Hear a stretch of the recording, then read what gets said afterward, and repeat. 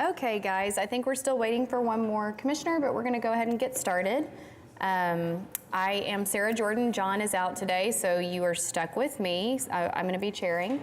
We've got a very full agenda with lots of long items today, so everybody just kind of be efficient and we'll get out of here on time. As a reminder, please limit individual conversations during the meeting to ensure commission members and applicants can hear one another, and remain quiet until you're called upon. When you speak at the podium, please state your name and address for our records.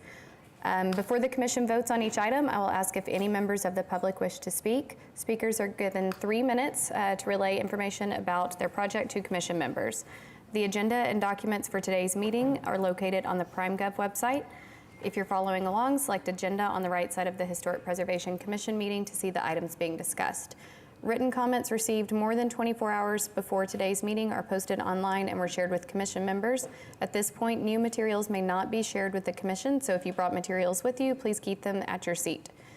We cannot accept any new information, and we cannot present anything that has not already been presented to the commission today, so no pass outs or anything like that. Would you please call roll? Jordan. Present. Gaines. Present. McBride. Present.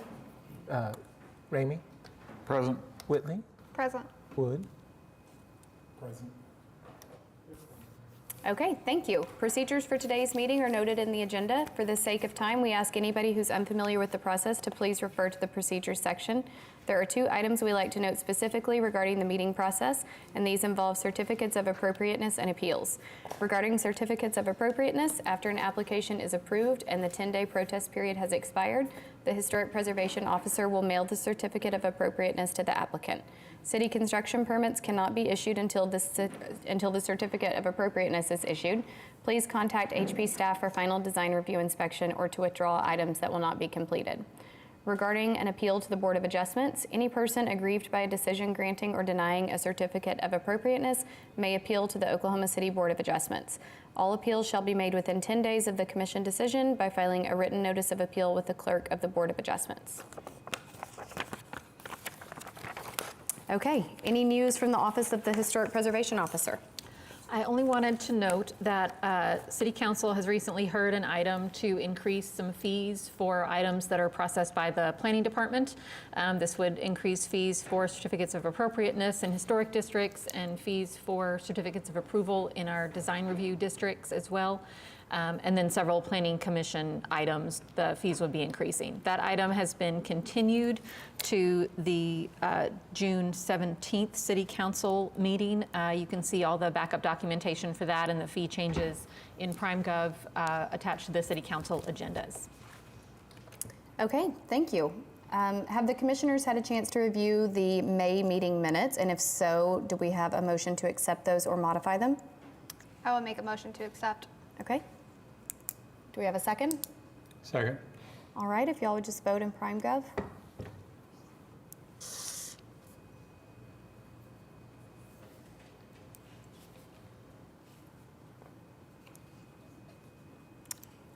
Okay, thank you.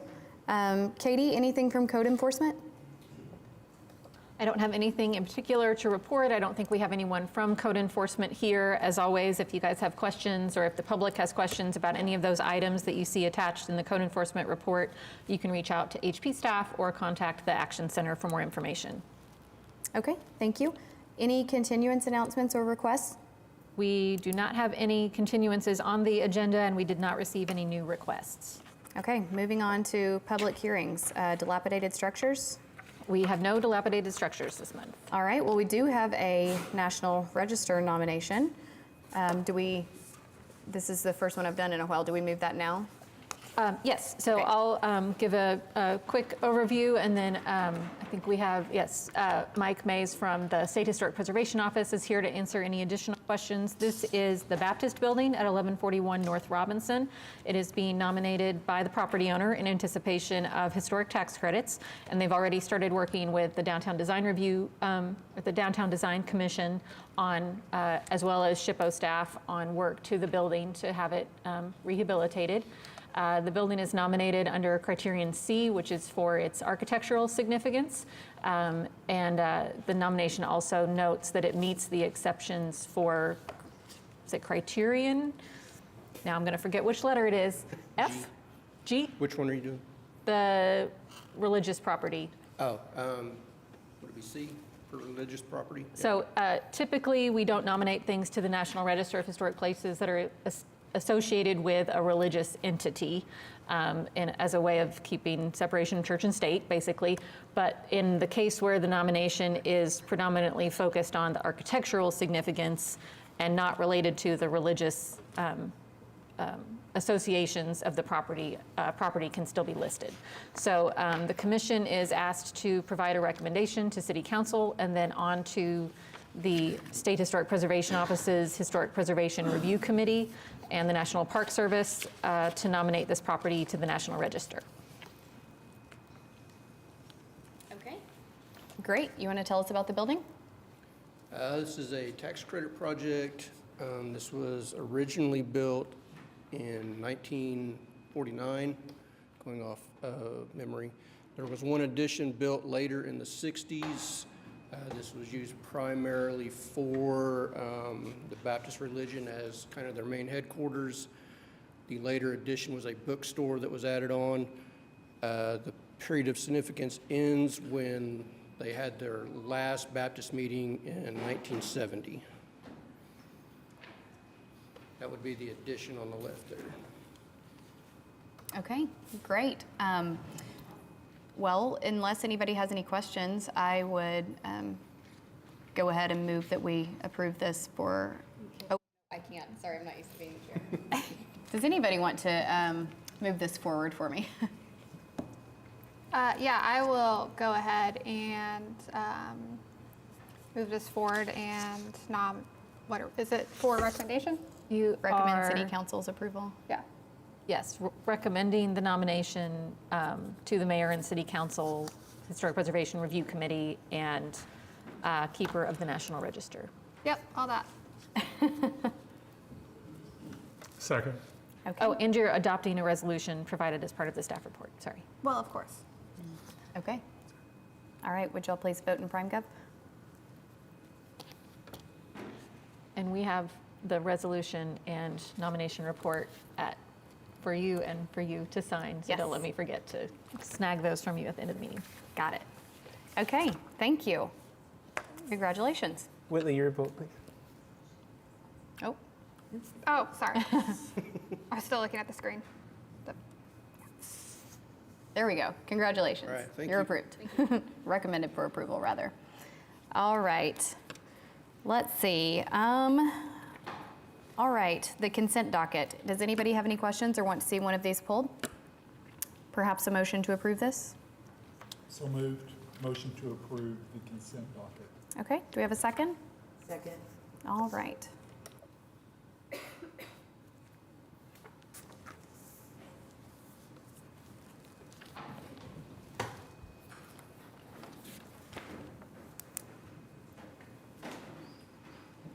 Okay, the consent docket is approved, so if you were on the consent docket, you are free to go or hang out with us for a couple of hours. All right, moving on to cases for individual consideration. Our first item is HPCA 25-007 at 916 Northwest 38th Street, Crown Heights, Ward 2. Consideration and possible action on application by Holly Hunt, Sam Gresham Architecture for Michael Purcell for certificate of appropriateness to 1, remove shutters from front first floor elective, 2, remove paint from stone veneer elective, 3, construct addition to rear of dwelling elective, 4, construct porches at addition elective, and 5, construct second story addition at garage elective. The commission did see this at, I think, last month's meeting previously. We've recommended approval of the removal of the shutters. We don't believe those to be a historic feature, and then have recommended a continuance on items 2 through 5. On item 2, removing the paint, I think this may be one that we could continue for 2 months out and just work between the applicant and staff to determine whether or not there's a safe method to remove that paint.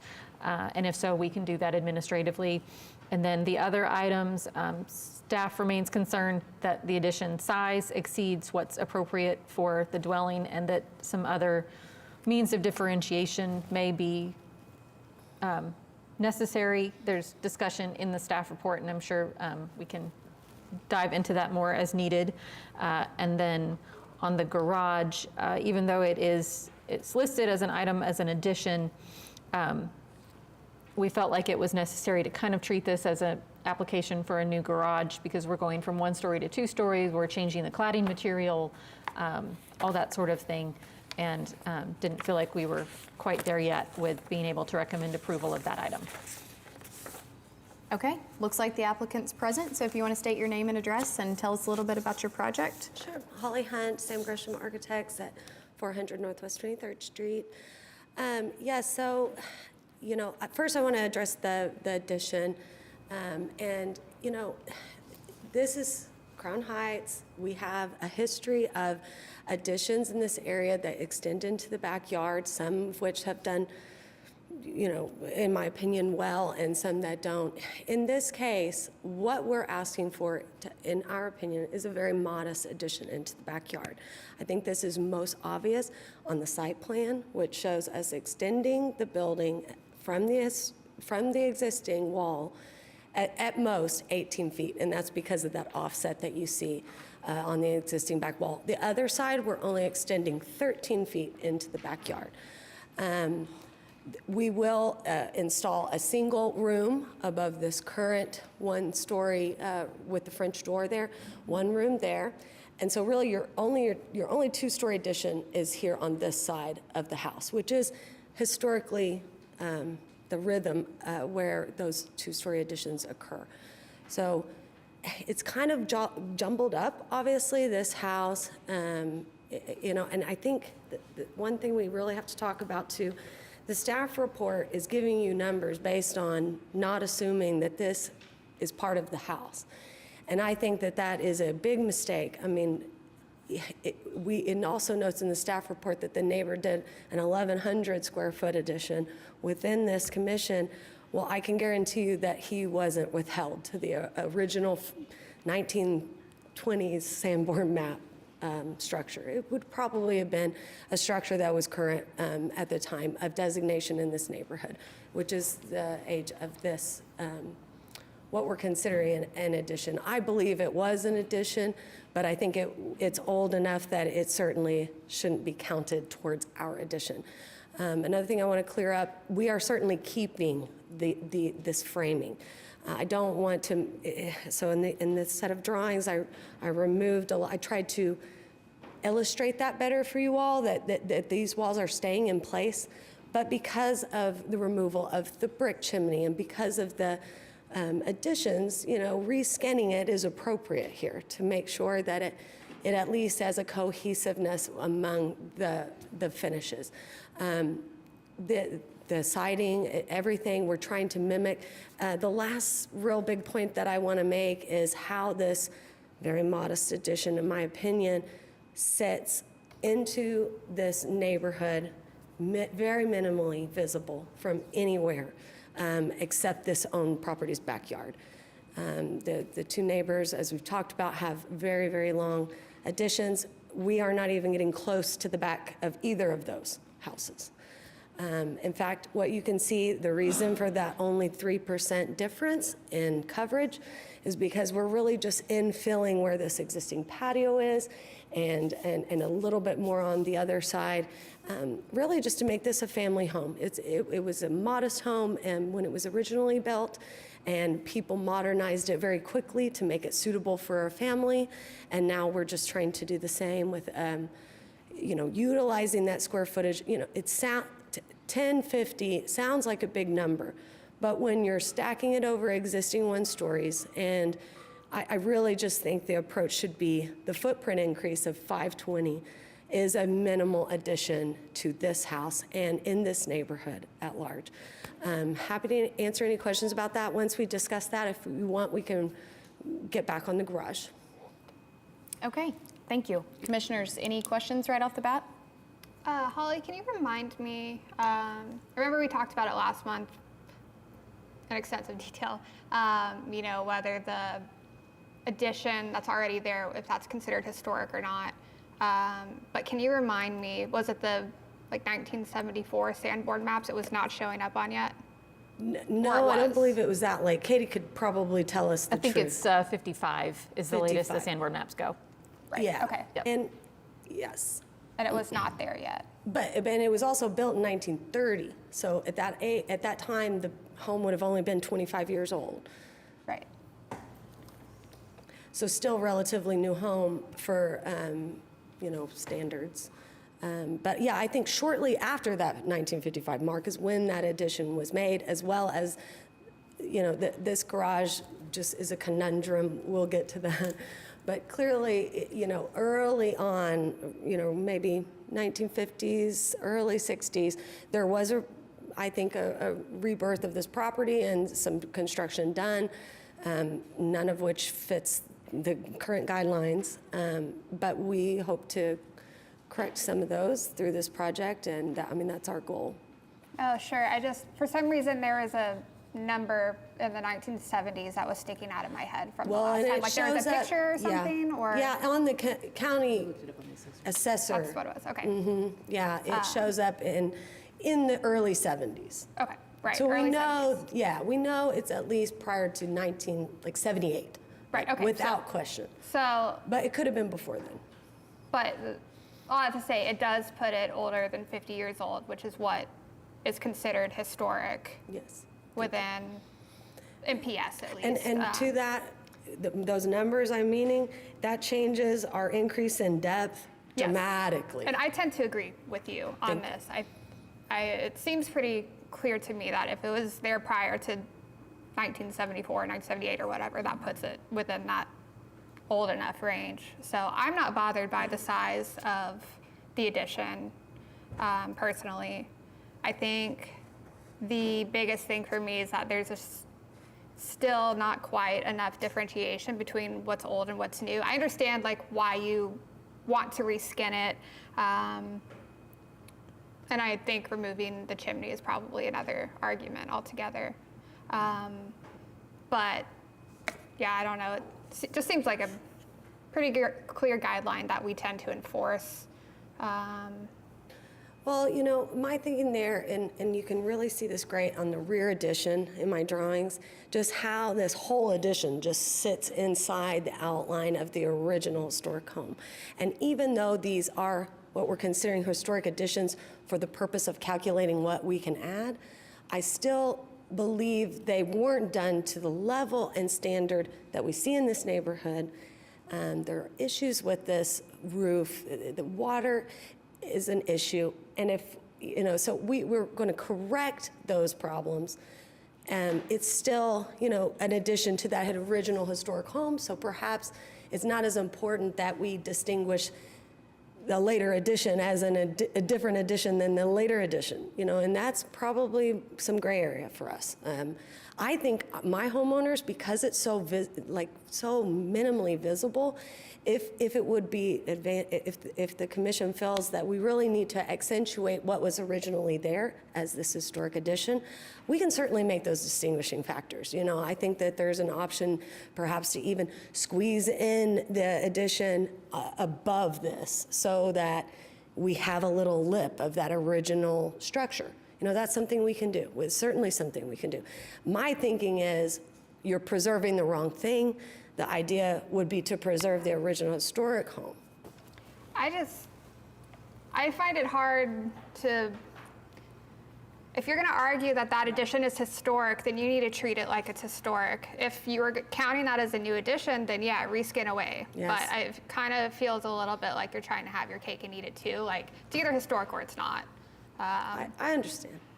That's my Certainly, opinion. it's historic by the standards, so I agree. And if keeping the chimney would no longer be functional, but that's something we can do. It doesn't affect our, interior and the functionality of the addition. So if that's something the commission feels needs to occur and to maintain the differentiation of that historic addition, I can certainly bring drawings in and show that. Because we usually treat chimneys as a, character defining feature, and I don't personally remember a lot of times where we've okayed a. Yeah, and the chimney on the Removal. front of the house is extremely contributing element Yes. to the home. And we're going to work with staff and try to expose this original historic stone. We're hoping to, that it's beautiful, and we want to, let that shine again. This to us was obviously not done even with the materials that match the existing home at a later date, but certainly it's old enough to be considered historic. We can preserve it. Is that chimney right there, is that detached? It actually just, the whole firebox is outside of the frame wall. So inside, it's flush. That's right. It literally just touches the roof like this at where it approaches. This is the things I'm talking about. This is one of the water infiltration areas, and it has been occurring for quite some time. It's caused shifting in the foundation of this whole addition, which is actually pulling on the original historic wall, that back 2-story. So yeah, I mean, these are issues that need to be addressed. But certainly we can jack all that, we can jack up that, we can install and preserve that chimney if that's the feeling, if that's the way, if that's what it takes, we can certainly do that. Are you gonna have to take it apart to address the water issues? Yes. At the very least, all the roofing has to come off. At that point, we can get a good look at those joists. Luckily, they appear to be at the same height as the joists of the existing second floor. So we're hoping to preserve a lot of that if we can. But again, it remains to be seen how much damage is behind those walls. This is a recent purchase, a young family, and they're doing it right. They have not even moved into this house once. They immediately called us to get this. They bought it as is, and I think that they love the front of the home.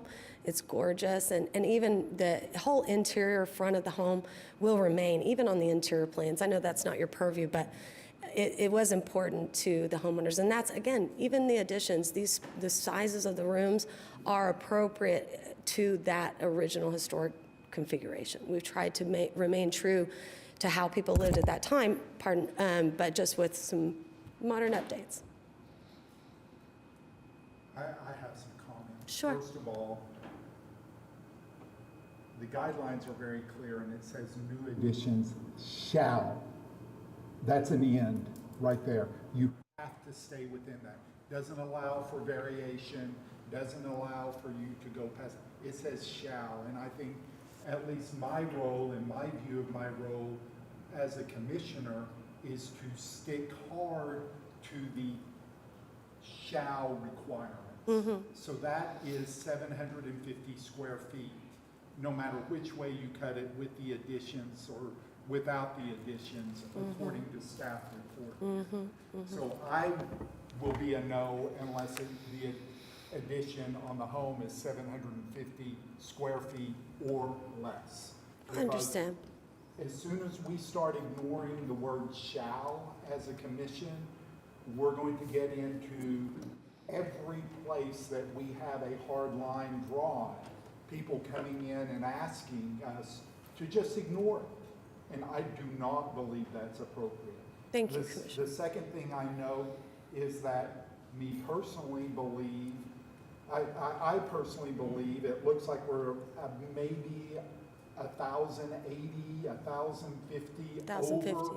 So 300 square feet over 750 square feet is significant to me. So this isn't even an amount of square footage that I think we should even be looking at, my opinion. I will say that at least 300 square feet, likely around 600, is actually just stacked over the existing 1-story. So it's almost like the net addition is right around or less than 750. It's merely because of the way that this house is laid out.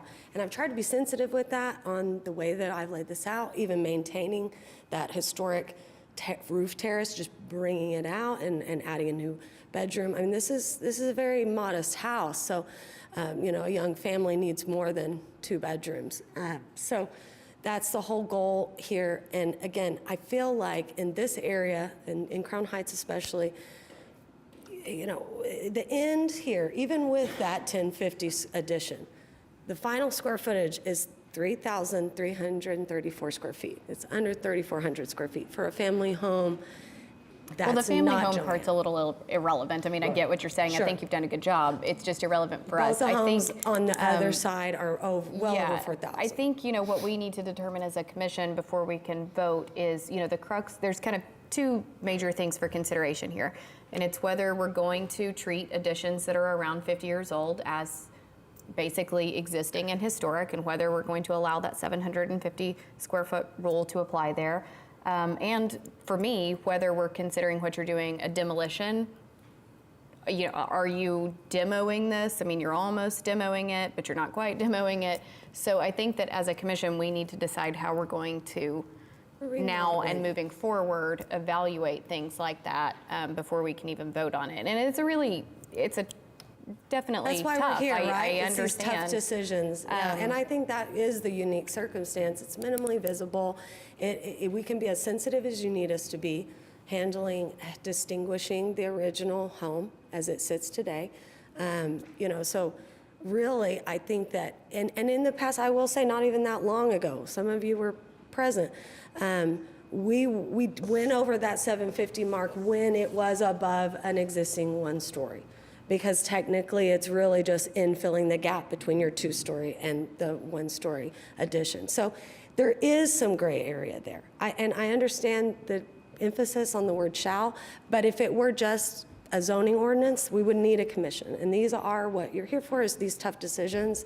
And I think when you look at the neighborhood and you look at what we're asking, looking at that site plan, how much we're coming into the backyard, it's very minimal, minimally impacting the district at large. Holly, how much space is, and I'm sorry, I'm trying to find it in this packet, but how many feet, if you were to do this addition with the porch, how much space is between the edge of this last, the last step of the porch and the garage, the proposed garage? I'd guess that's around 12 to 14 feet. The depth of this porch 12 is feet. 8 Thank you. feet. The depth of that porch is 8, just to give you an idea. So yeah, probably about 12, something like. Thank you. Katie, I have a question, clarification question. And I don't have the regulations in front of me, so maybe it's defined, but reading that section about shall not exceed 50%, it states of the footprint. Is the footprint defined?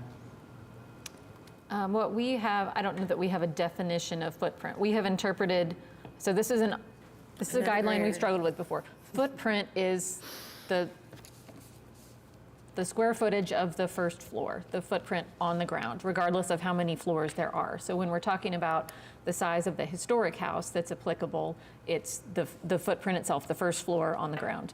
But the limitation is set for the total square footage of the addition. So we do look at both stories.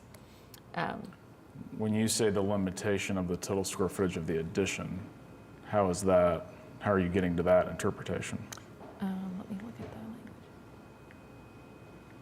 language. And I'm just reading what's in the staff report for number 2. So 4.3.4, new additions shall not exceed 50% of the square footage of the footprint of the existing historic structure, enclosed space only, or 750 square feet, whichever is larger, and shall be no taller, no wider, no deeper than the existing historic structure. So because it doesn't say footprints of new additions, we've taken that to mean the total square footage of the new addition. And we wrote that language when I was staff, so I can tell you that was the intent. Okay. People can Because argue about what before they think it people- means, yeah. but that was the Okay. purpose. Or I think it was used as more of a footprint amount. I think you said that the footprint addition is less than 520. 750 square feet. No, it's less than, it's 520 square feet. Yeah. Is all we're adding at the footprint. Which is less than 50% That's of right. the, Far less than 50%. If even without the addition, the original, Yeah, well, no, I'm saying that with the historic, it's 1450. okay? With the historic addition, the first floor is 1450. Okay, So and what was it with I think out? Like 1,050, I think. 1,000, Which is- yeah, it's just, I mean, it's I could be wrong, but that number's, is it smaller? 825. Okay. 825. I mean, 1441 width.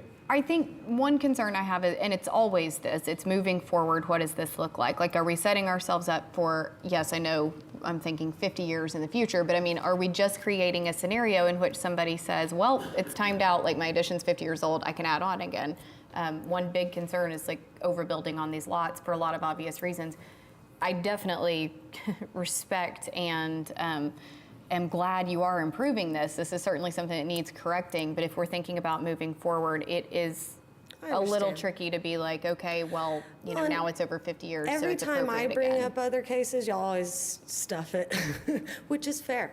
And that's my point, that you all are here to make these individual case-by-case discerning decisions. And that's my thing, is like, it also gets to a point as designers that it gets really hard to make these homes livable in today's standards and to keep people See, wanting to I move take here. exception with that. Fair. I take exception with that. That's my I live in- opinion. I live in Crown Heights. I've raised a family in a house. It's a that is beautiful smaller area. Than this home. So don't say it can't be done. Don't say it Well, I can't certainly be didn't livable. say that. These 3,000 square feet is a large home. Let's go ask a lot of people in the community if they want to live in a 3,000 square foot home. This is individual taste. Agreed. This is individual wants. Agreed. Those wants need to be within the guidelines. That's the. And that that's is what the I'm trying to purpose do. here. I'm trying to bring you guys applications that do just that are sensitive to these guidelines, but also navigate them in a way that we are moving towards the future and that we do keep these homes, you know, what they can be. I'm happy to work with you all to find that medium. Holly, is there any scenario in which you and your clients reduce the size of this addition?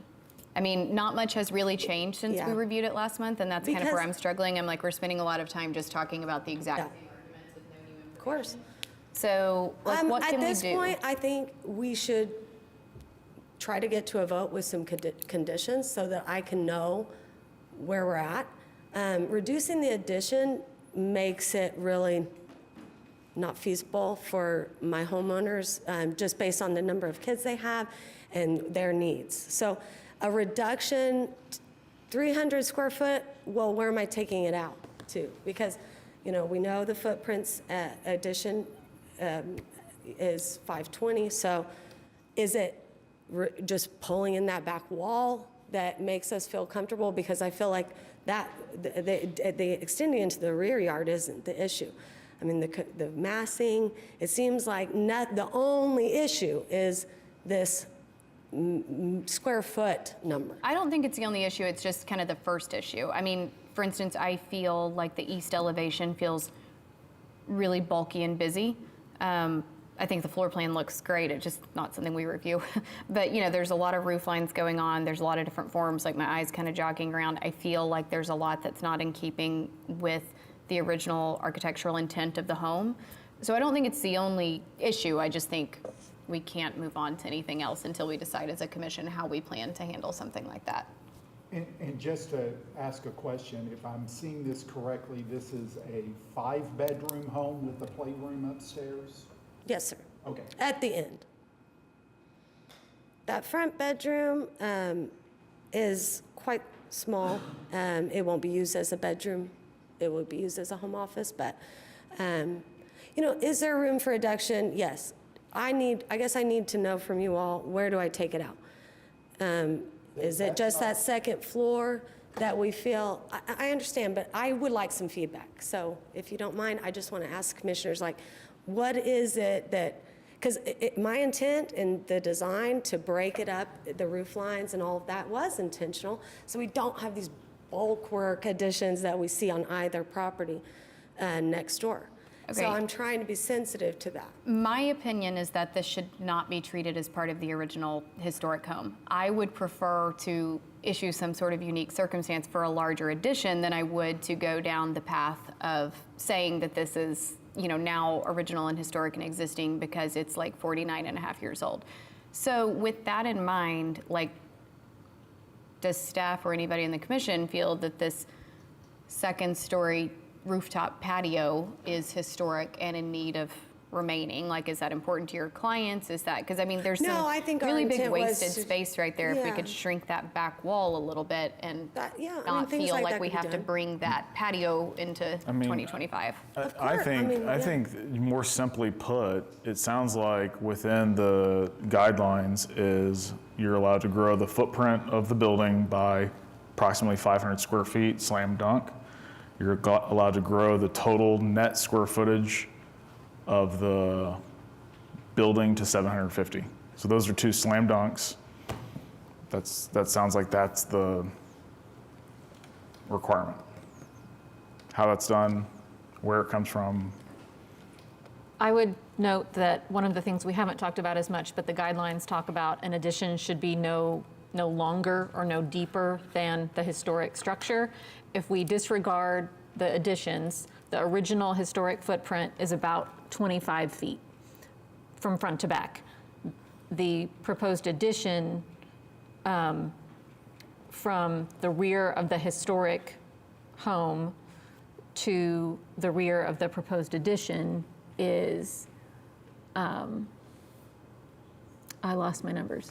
I mean, but that's 32. just- no, what Yeah, else? is 31, 32 feet. So getting closer to that massing where what's perceived as an addition is not longer than, deeper than the historic structure might help with compatibility. Yeah, I mean, for me, and you know, I'm just one person up here, and I'm certainly not equipped to design this for you, but you know, for me, I don't feel that that original addition is part of the original existing historic structure. So if I were looking at it, I'd be saying you don't need to carry those elements through to whatever your proposal becomes. I would prefer to shrink that depth, you know, try to get a little more on that second story instead of having that patio there and feeling like you had to bring that rooftop terrace into this new submission. Anyone else, specifics? Because it looks like we're moving to a continuance, although I'm very tempted to push for a vote. But I feel like, let me shrink this addition as best I can. And with taking in your feedback, I mean, it sounds like we're close to getting there. Even if we're not all in agreement, we can put it to a vote and get somewhere next month. So let's I think shift that's a really gears. wise move. Let's shift gears to the garage, and I'd like to get some feedback. Since we're on a continuance, I won't, just like some feedback today. The things I'd like to talk about here, obviously, yeah, we're just basically enclosing that existing footprint, enclosing that walkway and gaining it into the garage. It's currently incredibly narrow, too narrow to park two cars. So the idea here really is to just put a gabled roof on this thing, which I believe is not a two-story. It is a half-story. The dormers, I looked it up. As long as you're not 3 feet and you're less than 2/3, the total square footage up there, I wrote it down. It only ends up being like 284 feet. And so that's what the city consider, like, because the sloped area, obviously isn't counted towards your square footage. So, again, half-story garage, which we do have lots of half-story garages in the neighborhood, but really we're just taking advantage of an attic space when we put this roof on there. I did bring the pitch down some based on our last conversations and reduce the overall height. I also reduced the shed dormer that faces into the yard that will absolutely not be visible from the street. So it felt like last time we were getting close on the garage, so I'd love to hear any of your thoughts. Do you have a second floor plan for the garage? Because I only see your existing. No, and- because it's not a floor. It's really just an attic, but I can provide one. I think it would be helpful to Sure. see next time. Which, by the way, I do want to say thank you for putting your existing and proposed next to each other. I wish after Cassie our was comment here last for me month. to Yeah, no, it's thank super her. helpful. It's so smart, right? No, say thank you for that. I don't have a problem with the garage. Yeah. Quick reminder to everybody to turn your mics on. pardon. I'm getting texts from tech support that just FYI. Sorry, continue. Yeah, I think it's a beautiful garage. Yeah, and again, you'll probably only see about half of it from the street anyway. And with that slope, I mean, you won't see the peak or the ridge of that roof. It's our goal here to just be minimally impactful, but again, just to fix what the homeowners really think. Quick is the question. We best. might have talked about it last month, but I don't remember. Yes. Are there other adjacent 1.5 or 2-story garages? Yes, That's usually the I only way haven't we done allow a full survey, but there's at least 8 on this block, on both sides of the street. that. Okay. Yeah. But are they like technically considered adjacent? You know, that's the thing, because if I see a window in an open gable, to me, that could just be an attic. And really that, if it were for the dormer here, this wouldn't really be usable space. It would be mostly just, attic space. So, but yeah, there's a lot of pitched gable roofs with windows in the attic space on You this just street. like mark on like a Google snapshot, like maps, just like where those are, so we can see like Yeah. contextually I can do that, around yeah. this house. I think that would help your I always argument. turn around so quick, but you guys know I can do a nice Photoshop presentation showing the neighborhood and all of that. But I think it doesn't take. I mean, we've done enough. We do have a lot of 1.5 stories in the Crown Heights. This block I can prove does as well. Okay, commissioners, is anybody feeling close to a vote On the garage, on anything? I mean, if you all feel good with the garage and we can make a movement on that today, that would just really be I think the we bee's knees. need the documentation that it meets the requirements. I'm sorry? I think we need the documentation that it meets the requirements within the Oh, guidelines. with that second floor plan showing the square No, footage is reduced? the adjacent or Rounding. predominant Oh, sure. on the block. Okay, well, let's make it all part of the continuance then. Thank you, commissioners. So we can, I do have one more comment, real quick. This is to help you out. Yes, The word predominant, to me, means most common. So it doesn't mean that there's 8, it means that there's more than half. Predominant is the More most than half. common in the neighborhood. So that's just my 2 cents on that word in the guideline also. Certainly. Which it is there, regarding it being, the 2-story garages being predominant within the block. sure. Okay, I'll make a motion. Do we have any members of the public who'd like to speak? Okay, go ahead. HPCA -25-000027 for continuance on 1, 2, 3, 4, and 5. Where to do 1? The item 1 was recommended for approval. Oh, we can approve that if you guys want. Doesn't matter. Yeah, okay. For approval of item number 1. Second. Okay, thank you. If y'all would please vote in PrimeGov. Holly, do you want next month for the continuance, or do you want August? I do. I assumed, but And that's July 2nd. yeah. Okay, that motion carries. Okay, and then I move HPCA -25-00027 for a continuance for item number 2, 3, 4, and 5 July 2nd. to the July meeting. Okay. Do we have a second? Second. Okay.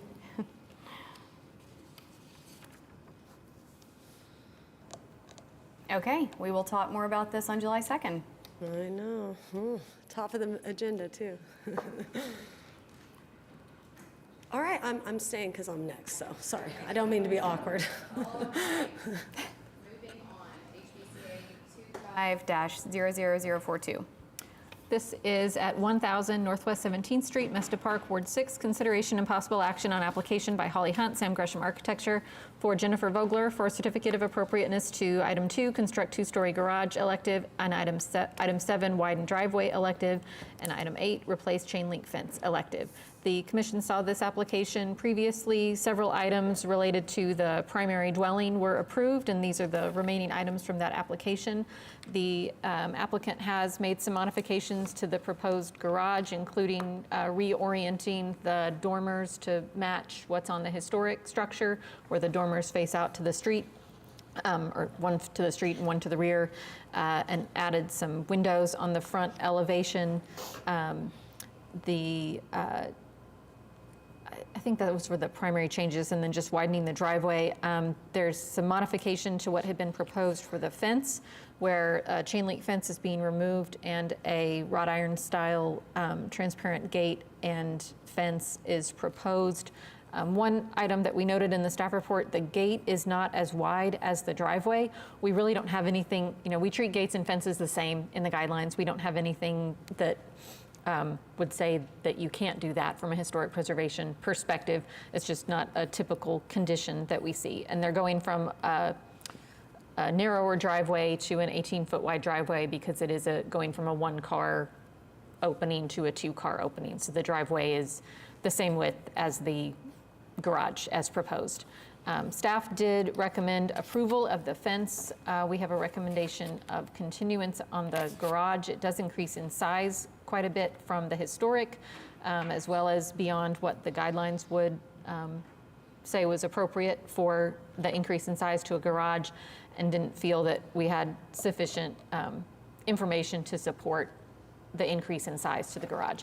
I know there was some discussion of that last month, but that was where staff landed in the staff report. So, Okay, welcome back. State your name and address for the record, please. It's Holly Hunt, Sam Gresham Architects, 400 Northwest 23rd. So I loved all the feedback last month and really took it in, and I hope you can see that in the reflected in the drawings. We are really trying to emulate this building in the proposed garage. Obviously, the unique circumstance here is that it was historically a 1-bay. The guidelines allow for us to go to a 2-bay, but in doing so, we take that storage area of 250, reduce it, and stick it on the backside of that 2-story or 2-car garage. And then obviously the massing, it says in the staff report, talks about how we are approximating the placement, the form, the view from the street. The view from Ollie changes very little, with the dormers facing north and south. And in fact, you can see on your proposed site plan that the width of the building, we're actually going to maintain the, I guess it'd be the southeast corner of the existing garage with the new. And overall, we actually reduce the width of this garage as viewed from Ollie Avenue by a fact, it's like 2.5 feet. So if anything, the view from the street, it will be reduced, and the storage moves to the interior part of the yard, much less visible from the street. Another thing I want to point out on the site plan is, this garage backs onto a very, very large garage, a garage that was built in 2018 at 850 square feet. So again, the configuration of that neighbor's garage is similar to what we're doing here. That additional storage or living quarters, it exists on the interior side of the yard and not visible from that side street of Ollie Avenue. And so we feel that, our intention is clear. You can see it in the drawings. We're basically just rebuilding this structure that is dilapidated beyond repair, as this commission has approved. And so now we just are trying to be feasible with the historic configuration of this garage, adding a bay, but trying to maintain the overall configuration. So that's that. I'd love to hear some feedback. Okay, thank you. Commissioners, any initial questions? Okay, I'll start. My only real question is about the gate as relevant to the width of the driveway. So this is a gate that's actually existing. I hope you guys saw pictures of it. It's actually sitting inside that garage in these photos, but the previous owners bought it. It is a little bit of a conundrum, and I'm not gonna lie, I rushed in putting it on the site plan. We can really work with staff and come back on that. I think today we really just wanna focus on the garage because, in other words, we're trying to make that gate work, but it's only 12 feet wide. And so obviously the driveway's larger, it's weird. It needs some more thought. So we can wait on that. Great. Garage, yeah. What are your thoughts on that, Sarah? I didn't really have much of a problem with it last month. The only thing I had noted here was I wasn't on the commission in 2018, and I meant to look this up on my own, but was there a unique circumstance for the neighbors to get such a large garage? Did they get, I'll admit, I Yay, didn't look up the staff reports. I don't know on that one. I'd have to look up what the CA Okay. was and everything. But it's clearly, and just a look on the county assessor, it's clearly defined as garage at over 500 square feet, and then it has the remainder of square footage as what is called storage. And it's on that interior side of the lot as well. I mean, for me, in the scope of this renovation and this property and the lot size, the size doesn't feel particularly concerning. It's enough of a unique circumstance for me that this really wasn't built as a garage, it was a barn. Yeah. So, I know some commissioners are seeing this for the first time though, so they might have different opinions or different questions. No, I tend to agree with Sarah. I mean, it is built exactly like my garage that I demolished last month. Hold on. Wood story, but it was essentially just 2x with wood cladding attached directly to them. There was no sheathing, no kind of water barrier of any kind. Everything was completely rotted. There was termite damage. The sill plate was like fully separated in pieces. Everything was bowing and leaning because I had big cracks in my foundation, similar to what I'm seeing here. So, And so But we've Caitlin, approved we've the already demo. approved the demo. We just are talking about the size of not just the size, but. we do love this existing structure. So in the proposed, our goal is to really emulate this structure. And the staff report mentions an increase in windows. I'll say that all those windows are also on that least visible side, the interior side of the yard. And you can see in this picture, there's several windows on that side existing. So we feel that we're really, and I'll also point out that existing storage of 250 square feet, we're actually reducing it when we move it to the backside of the yard. We feel like we're trying to be very sensitive to the design, mimicking everything that this garage has, including the door. We're even going to remount a sliding hardware. Obviously, it won't be functionable, but we like that look and trying to really preserve this history. I mean, I think you've done a great job. Now, would it be probably a little bit easier if you reduce the storage a little bit? Yes, I think that's an easy place to cut if people have issues with the size. It's already over the normal square footage that we would approve, by the guidelines. So it's already, a little bit unique, and just that it's not a garage. So anybody have kind of differing opinions or questions regarding that? I do have a question Yes, for sir. Katie, please. On page 7 of 11 of the staff report, bottom at number 3, you say that the proposed size of the garage structure may not appear secondary to the property's main historic building. Will you tell us why May that's or may noted not. as a specific finding in here? So it's a may, so you all could agree with that or not agree with that. You could, if we were to approve the structure, you could certainly modify or strike that finding. When we start looking at accessory buildings getting built at a 2-story height, especially modern building practices, even when we're going from 2-story to 2-story, they get taller. The roofs get, the floor heights get taller, the roofs get taller.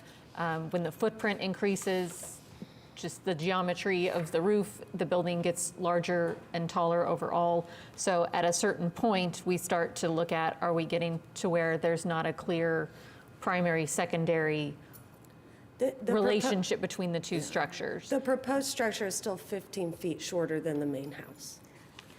And so my question would be for staff, if we were looking at the 1,000 square feet versus the 1,400 plus square feet, would you still have a similar specific finding in there? The 1,000, I think I read that it was, that the footprint. oh, right. Yeah, essentially what would be within guidelines would be a 1,000 square foot 2-story garage. Did I read that correctly? Yeah, so the total square footage of the historic structure is approximately 1,000, and we're going up to 1,430. 1,430. Yeah. And so my question is on number 3 that we just talked about, would staff have that same concern if we were talking about a 1,000 square foot garage versus a 1,430 square foot garage? I think certainly if it was going back at exactly the same square footage as the historic structure, we wouldn't raise any issue about the size. I do think that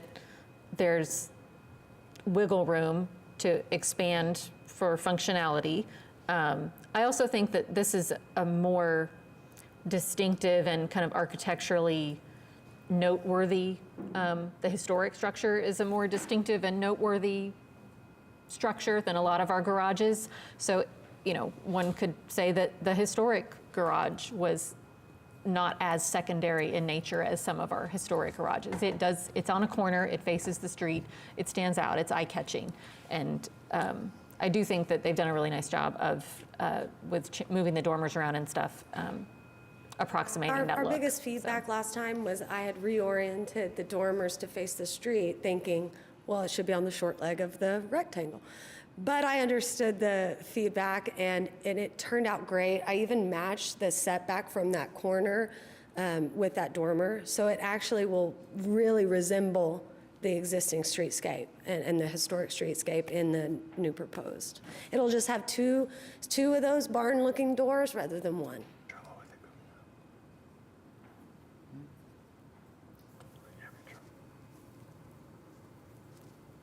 Can we move further? Any other questions from commissioners? The only comment I have is very minor, but would you look at the detailing of the second floor windows as they relate to the cornice? Of course, So they're kind of all diving into the cornice yeah. instead of under them? Don't like that? No.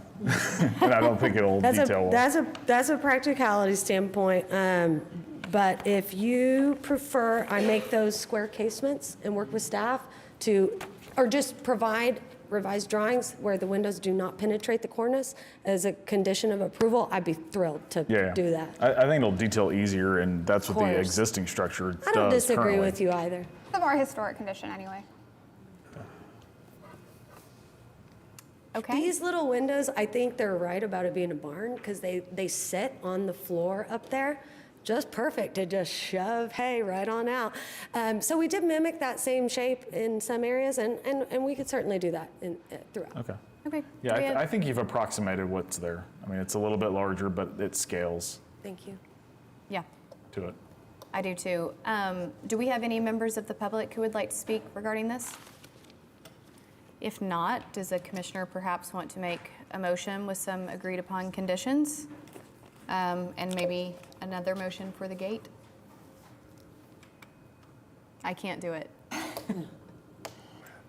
Okay, fine. I will make a motion to approve HPCA-25-00042, items 2 and items 8. 2 and 7, 2 and, and we were going to continue this. yes, 2 and 7, sorry.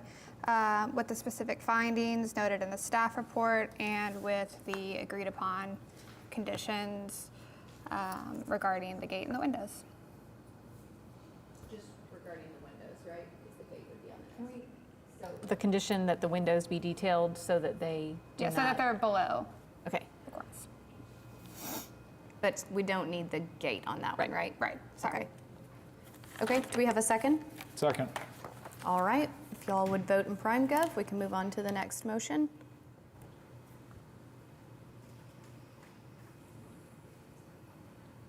Okay, congratulations. Yes, and then I will make a motion to continue HPCA-25-0042, item 8. And Holly, that is something that we can probably do administratively. Certainly. If we wanted to continue that to August to give you time. That'd be great. Okay, do Yeah, that'd August be 6th. Okay, Thank you, commissioners. For the August meeting. okay, I like it. Do we have a second? I'll second.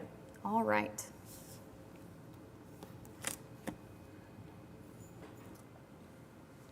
Okay, good deal. That wraps that one up. See you or maybe won't see you in August. All right, next up we have HPCA 25-00045. This is at 808 Northwest 17th Street, Mesta Park, Ward 6. Consideration and possible action on application by Fallon Brooks Magnus, Jolly Bird Home Design, for Jennifer Joyce for certificate of appropriateness to 1, construct garage, elective, 2, install fence and gate, elective, 3, remove stone patio and install walkway, elective, 4, remove driveway, elective, and 5, replace basement door, elective. We did not identify any notable issues with anything proposed here. So staff has recommended approval. The reason it's not on the consent docket is we do have a condition, and that is just that the adjacent property needs to also get their certificate of appropriateness for their portion of the shared driveway that they plan to remove and replace. Okay, looks like the applicant is present. Would you state your name and address for the record? Yes, Fallon Brooks Magnus, Jolly Bird Design, representing the applicant, 733 Northwest 22nd. Yeah, it's pretty straightforward. I think the only concerns in this were the footprint is a little bit over, but we've attached a patio on the back side of it. Daryl and I kind of talked about that a little bit. And then other than that, oh, and the CA for the property next door, it actually was submitted at the same time, but y'all know me. I dropped the ball a little bit. So that's, now that we're here at Commission today, we'll get the other side of the driveway completed. It's all administrative anyway. Okay, great, thank you. Commissioners, any questions? Any members of the public wish to speak on this? Do we have a vote? A motion? I make a motion to approve HPCA-25-00045, items 1, 2, 3, and 5, with the specific findings and the condition as to item 4, as noted by staff. Okay, great. Do we have a second? Second. All right. Y'all can now vote in PrimeGov. All right, congratulations. See you next time.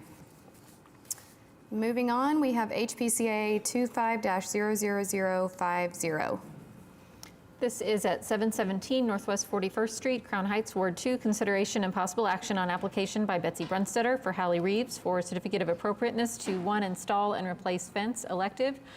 This is a fence design that is, the solid portion of the fence is below the height limit in most locations, but there is a lattice portion above that exceeds the height limitation. This fence design, as staff understands it, has been approved by the commission multiple times over the last several decades as they've replaced the fence in kind. But because it doesn't meet those height requirements, it has to come to the commission for approval. I believe there's some differences from one side of the yard to another in the height, but might let the applicant speak to that. We did recommend approval of this application with condition that the fence along the east property line match the fence on the west and north. Okay, great. Do you mind stating your name and address for the record? Betsy Brunstetter, 604 Northwest 41st Street. Thank you. I lived at this house for a really long time, like 30 some odd years, and we built the fence, the brown fence that's there 30 some odd years ago. So it's remarkable that it has lasted. What has happened to the east fence is that the big windstorm in March blew a big chunk of that out, and my daughter visited with the staff and discovered that she could potentially just build the fence so that her remarkably large dog couldn't get out. She's got this dog that's like huge. Yeah. What they wanted to do was basically have a similar fence to what we had. If you want to flip to another, like the side yard. Are those? Yeah. They wanted a fence like this, very similar to this, except for they wanted to make it theirs by having the decorative element be a little bit different. And, I mean, it's basically very similar, except for it doesn't have the 45-degree decorations. It has more of a straight up and down element. And then the gate there is a rounded gate. One of the comments in the staff report was that I needed to verify that the fence was no taller than the fence on the west for that south element that's showing there in that picture. And it is the same. I apologize. I thought that there was enough detail, but I guess there was not. And I think that's all without your questions, whatever you want to ask. Thank you. Commissioners, any questions? I don't think that I have any.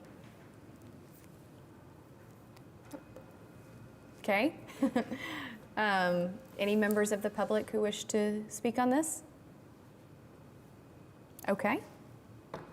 Moving right along. I'll make a motion to approve HPCA-25-00050, item 1, with the specific findings and conditions and unique circumstances noted in the staff report. Do we know that the applicant is amenable to the condition about the east fence? The east fence doesn't match the other fencing. And staff just recommended that it all match, but there may be a reason that it's not proposed to match. Well, it's been built now, Oh, okay, so we would prefer not to. okay. Nobody gets to see that except for our next door neighbor. That's fine. We just need to confirm if they agree to the condition or not. Gotcha. So, They don't. They do not. But they do not. So this is a new fence, an entirely new fence, all of which exceeds what the guidelines allow for height. Got it. So if we're approving, we would typically have a unique circumstance or other findings that would support approving fencing that does not meet the requirement for height, or at least most of it does not. But the previous fence did match this in height, correct? So they're just matching what was there before. Yes. Right. Yes. So is that a sufficient So that's- unique I mean, That would that- be our unique circumstance, right? Yes. Okay. So yeah, I would make a motion to approve it with just the specific findings and unique circumstances noted. Okay, great. Do we have a second? Second. Thank you. Okay, you should be able to vote in PrimeGov. All right, congratulations. You are approved.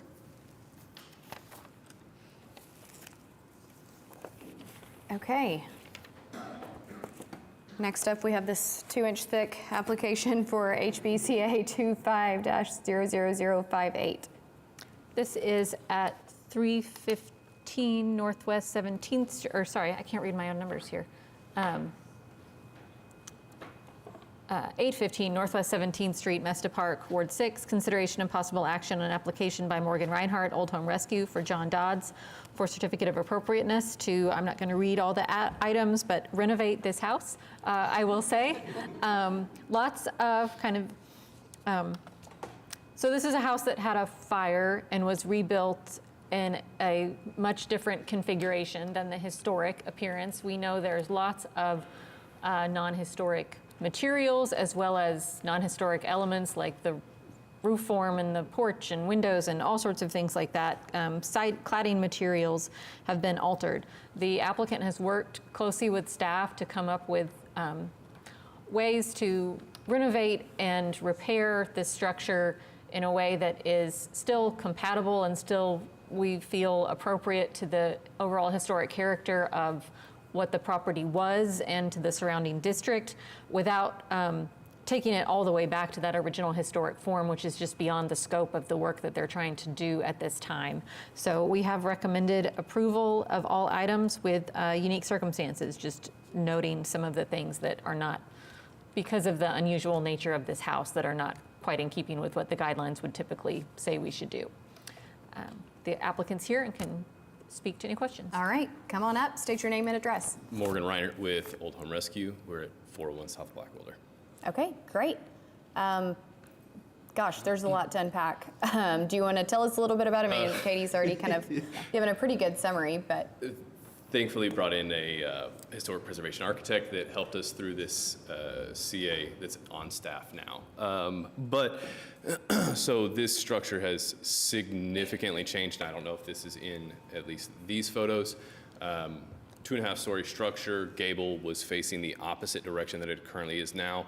After the fire that happened prior to Mesta Park being a locally zoned historic neighborhood, these renovations were done, significant alterations. Our goal in what we have been proposing has been really centered around some historic photography of the home to try to mimic what is on that east elevation for first floor brick, flare wall of siding at the second floor belly band with a lap siding, and then the third floor elevation appearing to be some sort of shingle siding.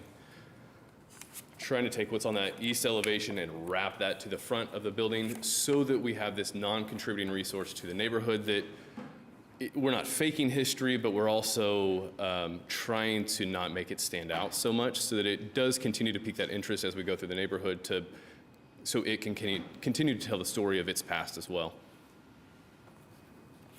okay, great. Well done on the thoroughness of the research in this packet, for sure. I don't think that I have any questions. Commissioners, any questions regarding some of these things? There are a lot of agreed upon conditions in here that we might want to go over, but One thing that I did want to note on staff recommendations was the use of hardy shingle siding. Technically in their specifications classifies as a sheet good. However, it is not what is typically seen in, especially this right now, as a 4x8 large sheet good. Hardy discontinued their individual cement siding in the shingle form after COVID. They now have a 15.25 inch tall by 48 inch wide sheet good that is the shingle siding. And so I know that's a gray area on if that is technically a sheet good or not. Fully,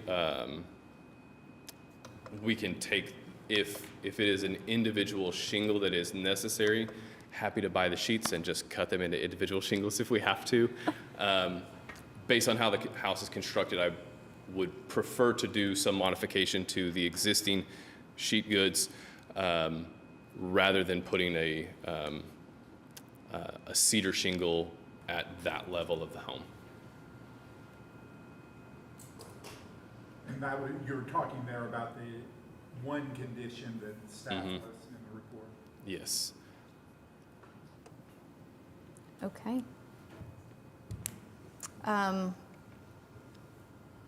Katie, would that satisfy staff's condition? So the concern with the sheets is always that instead of getting the true texture of shingles overlapping shingles or whatever the product is, that you get a flatter appearance and that you can see the seams between those, and that it's obvious, visibly obvious that it's a panel. So, I mean, maybe that could be an approval with condition that we get a little more detail from Morgan on how those look once installed, if you've got some examples where it's been used. So that Hardy still has their specifications that are online of what the previous shingles look like. We would just have to alter them, buy the sheets and alter them to meet that specification. So just to be clear here, I'm hearing from you that individualized shingles, they're non-existent?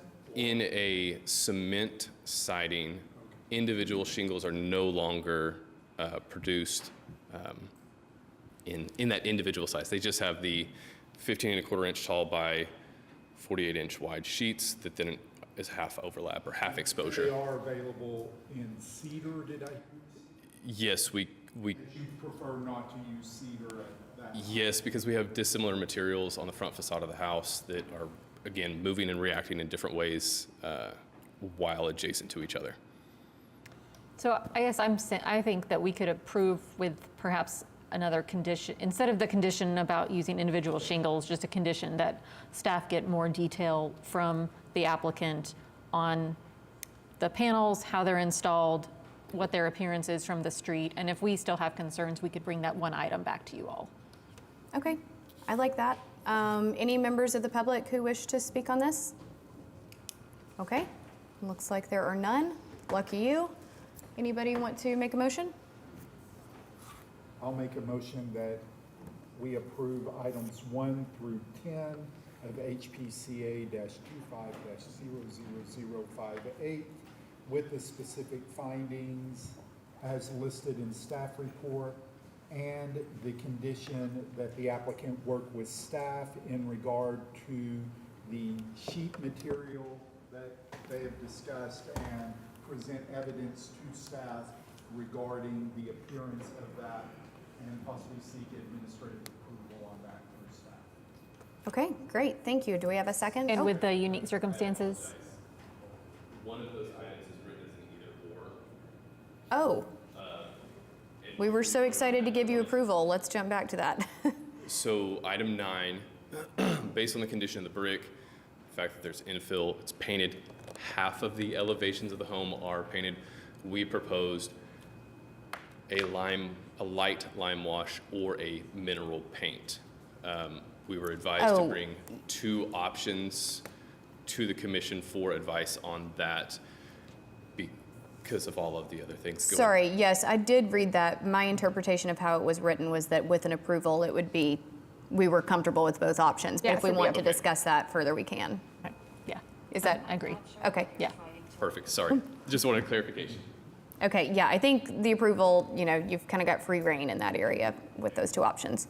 But thank you for clarifying. Okay, so do we have a second on that motion? Or did we have one? Sorry. Okay, great.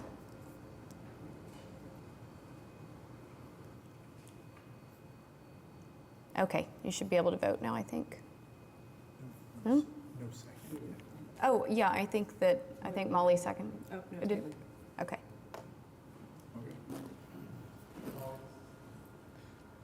It was Caitlin. I think. I mean, I would. Okay, great. All right, that motion carries. Congratulations on your project. All right, next up, we have HPCA 25-00060. This is at 615 Northwest 41st Street, Crown Heights, Ward 2. Consideration and possible action on application by Klaus Ryman Philip Architect PLLC for Collins Peck for certificate of appropriateness to 1, demolish rear projections at primary building elective, 2, construct addition at primary building elective, 3, construct porches at new addition elective, 4, demolish garage elective, and 5, construct garage elective. This is the first time the commission has seen this application. Let me see. There. The addition is largely consistent with the guidelines as far as materials, as far as compatibility with the primary structure. The main concerns raised in the staff report are we need clarification or perhaps some changes on the windows that don't appear to meet guidelines as far as glass type, transparency, reflectivity, all those metrics that are in the guidelines for new windows, and that is in the recommended findings. And then the proposed addition is larger than what the guidelines support for proposed addition at, let's see. Let me find the numbers. 100. It's approximately 100 feet larger than what the guidelines would support for an addition to a historic structure. So both of those items are things that the commission may want to discuss. And we also noted that there may be additional means by which the addition could be better differentiated from the historic structure. On the garage, we did have good information regarding the condition of the historic garage, but would request additional photographs of the historic structure just for documentation purposes for our records. And then I believe we recommended continuance on the construction of the new garage. We are going from a one-story to kind of a 1.5 or 2-story garage. The roof form of the garage changes from a hip roof that kind of stays low and tucked back behind the house to a front-facing gable that's a little more visually prominent. So I think that sums up the general issues that the staff report raised. We did give you some options on either approving with conditions or continuing items 1, 2, and 3, and then we recommended continuance on the garage demolition and construction. Okay, thank you, Katie. Do you mind stepping up and stating your name and address for the record? Sure. Collins Peck, the homeowner, 615 Northwest 41st. Great, thank you. And thought it was a pretty accurate representation. A few things just to address in the staff report. Mentioned on the windows, the cut sheet that we gave them was a Pella window, and it provided a bunch of options, including like an internal blind and different colors of glass. And I just want to be clear, we were going with a white or a clear glass, and we're not doing an internal blind. I think it just was not clear that we weren't selecting that option. Okay. So I want to make that clear. And then, yes, we are proposing a 2-story addition. The existing footprint is 1,227 square foot. The addition footprint is 435 square foot. So being 2 stories, it's 816 square foot, and 2,454 square foot is the existing house structure. We are moving the garage forward just a bit to the south, which is reducing the lot coverage to actually grow a little bit of green space on the lot to help with some of that. We want to maximize the amount of green space with the smaller lot size. So with Okay. that, have any questions? Great, beautiful home. Thank you. Commissioners, any questions for the applicant? Well, really for the homeowner? I see that it looks like lot coverage actually decreases as part of this plan, and I clearly just missed something. What is it about the plan that causes the lot coverage to decrease? Is I it- might have just misspoke. The lot coverage does decrease, so there's more green space. No, right, but is it because the garage footprint decreases significantly? It's because the garage footprint actually moves forward Okay. a bit. Yeah, So they're moves losing south, and driveway. so reducing the Driveway, hard got it. surface. Yeah. Nice. And then too, I think the addition largely sits on an area that's already a patio. Correct. So that's already covered surface, so you're not really increasing lot coverage with the addition. Correct. I don't have a lot of specific questions. I mean, I think for me it's very close. Certainly there are a few missing things and things that need clarity and maybe some tweaking, but jumping just to the garage, I know staff wants more pictures and justification for the demolition. I was just curious, it's a pretty significant change from I think you've replicated a historic garage that exists in that neighborhood, but not one that exists on your site. So I was just kind of curious what the justification for that swap was. So what we wanted to try to be able to do is capture some of the attic space within the garage for storage. And so having a hip roof would have limited our ability to make that actual usable space. And so doing a gable end and then looking across the street, both of my neighbors, there's actually 3 neighbors right in a row that all have gable end, brand new garages. So we actually mimicked what they had done as well. And I did actually send some additional pictures that are in the packet. I just think in the staff report, it was a little bit behind. So there are pictures of the dilapidation. It's typical of existing garages or historic garages of lap siding directly over studs, so no sheathing or weather barrier. So I would be proposing it's totally rotted on the inside and actually leans a bit. So structurally, it's not sound.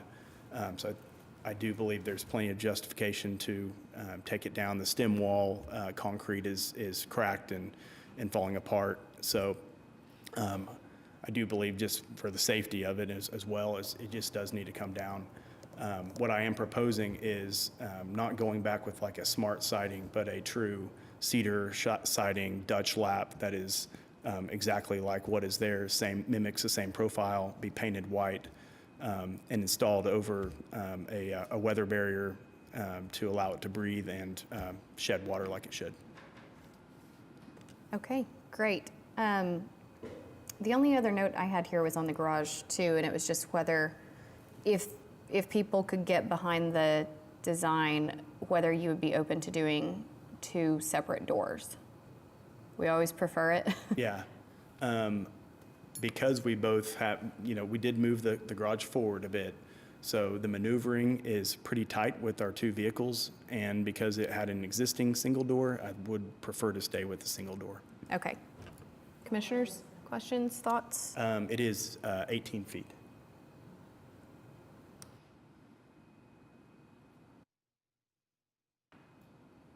My only other comment was on the addition, just that there doesn't seem to be any differentiation between existing and new. And I know that's a thing that I brought up before, but it's on other cases, but it's a pretty clear guideline. What we did do is we wanted to locate the gutter in a way that it would delineate where the new addition begins. And we could work with staff and create actually a brick reveal there if that was. That was going to be my suggestion. Yeah, we just can do a do brick like reveal. the width Yep. of one brick and just inset Absolutely. your downspout. Yes. Yes, happy to do that. Yeah, Yep. that would be my only thing.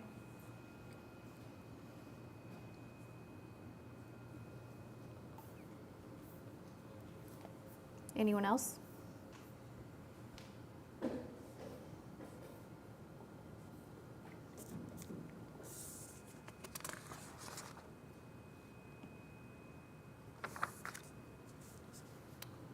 Very quiet down there. Okay.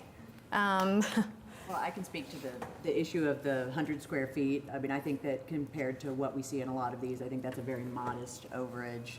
And so at least that particular issue doesn't bother me at all. Yeah, the site seems to support it. It's not overwhelming, in my opinion. It just seems like a very reasonable ask. It feels relevant to the size of the house Yeah. that's already Yeah. existing.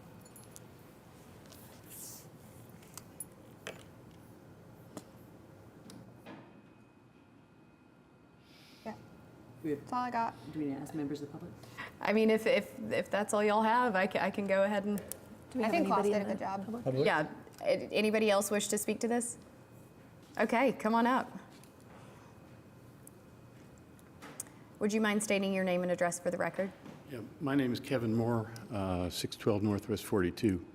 I'm immediately to the north of the building. I don't have a problem with the house. I have a problem with the garage.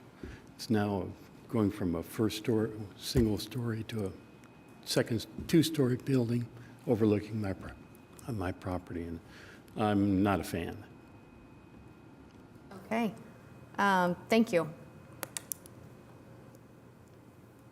Did anybody else have comments on, I mean, staff is not recommending approval on the garage. So does anybody on the commission have any questions about the design justification or the increase in, I'm actually comfortable with the footprint increasing mainly just because they are improving their lot coverage. So it feels like a beneficial trade there, a mutually beneficial trade. So I don't really have an issue with that, but I do want to, it's a pretty significant design change. So I just want to make sure we discuss that if we need to.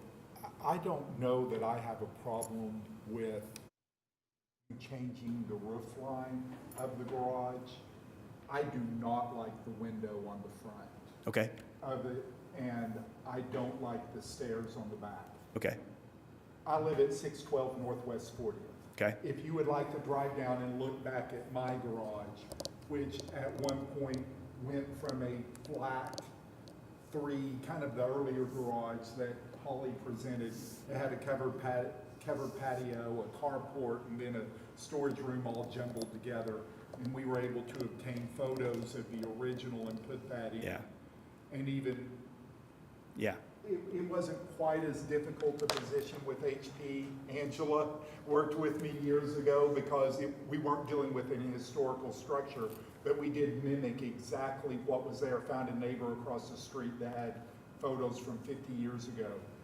And I know even standing at the back of my garage, just due to the natural slope of everything, I mean, from the neighbor's backyard, it's pretty big, and Yeah.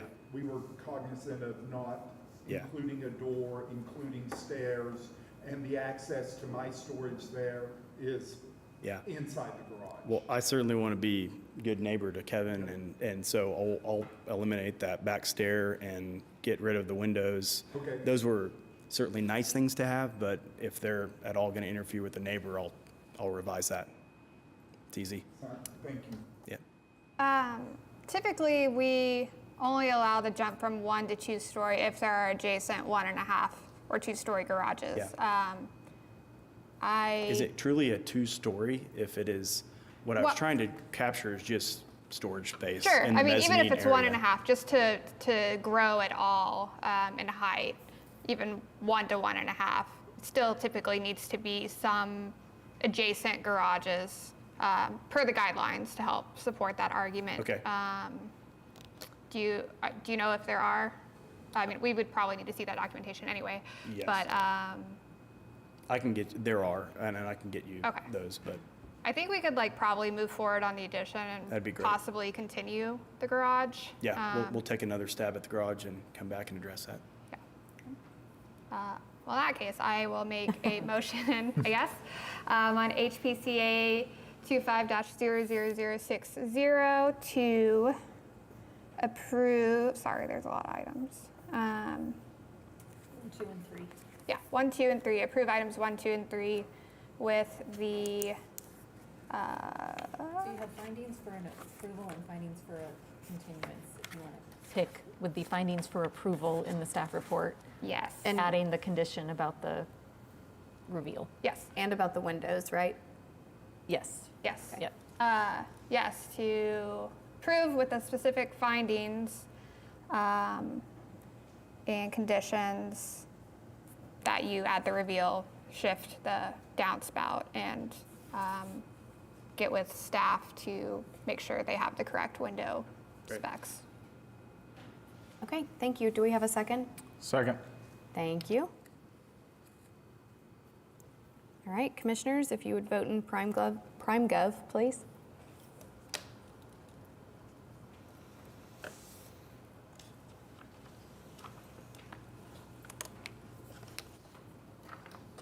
For continuance on the garage, we can do July 2nd or August 6th, but for that July 2nd date, we would be looking to get all your new documentation by Tuesday Got it. of next. Let's do July 2nd, yeah. Okay. Okay, that motion carried, so congratulations. Thank you.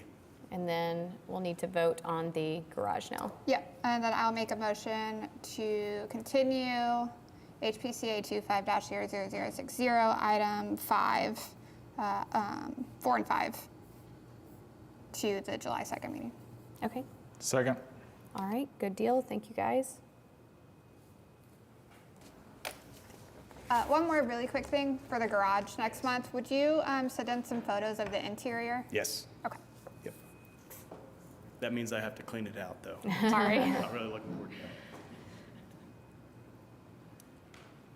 that. Okay, good deal. We will see you next month.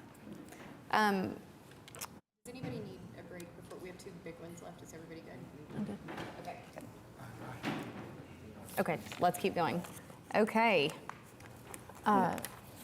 Next is HPCA 25-00061 at 442 Northwest 20th Street, Heritage Hills, Ward 6. Consideration and possible action on application by David Box Law Group, PLLC, for Bailey Sparrow for a certificate of appropriateness to 1, demolish 1-story garage elective, and 2, construct 2-story garage elective.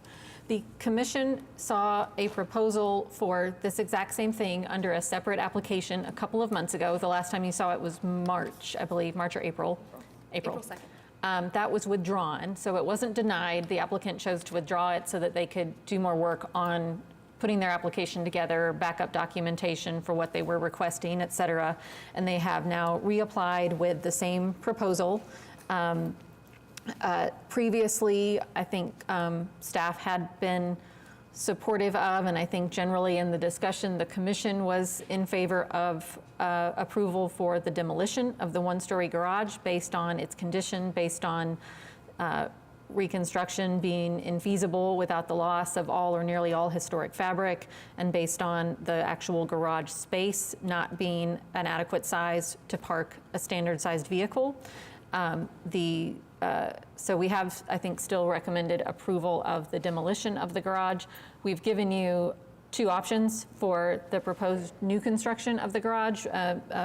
Motion if you choose to approve that item today, or another set of a motion and findings if you choose to continue that for more information. And obviously you can choose to deny an application, but we typically don't do that first time up, although I guess this is the third or fourth time up at this point. So the proposed new garage goes from a one-story to a two-story, increases the footprint slightly from what the historic footprint was and beyond the footprint that the guidelines would support for a new garage. The applicant has indicated that that is in part to accommodate the stairs that are on the interior of the proposed structure and to accommodate bringing the space for the vehicles up to a functional size for accommodating cars. The proposed materials meet applicable guidelines, siding, windows, roof materials, et cetera, and generally it is compatible and designed to the historic structure. The primary issue is just whether or not there is support there to go from a one-story to a two-story garage in this location. So we'll leave it to the applicant to present. Okay, thank you, Katie. Do you mind stating your name and address for the record? Yes, good afternoon. Caitlin Turner, 525 Northwest 11th Street, here on behalf of the applicant. So, as Katie had said, this should look pretty familiar. It came before you last April 2nd. There generally was favorable commentary at that last hearing regarding the demolition and even the proposed two-story structure. I think the biggest issue being the footprint. We did withdraw the application to provide some additional supporting documentation. This proposal for the two-story garage does check the box for materials, colors, details, etc. So we are complying with guidelines in terms of the exterior proposal. It did not seem, again, that there was a big issue with the demo piece of it. So I'm going to just kind of dive into some additional points about the two-story proposal itself, but I'm more than happy to go back if needed.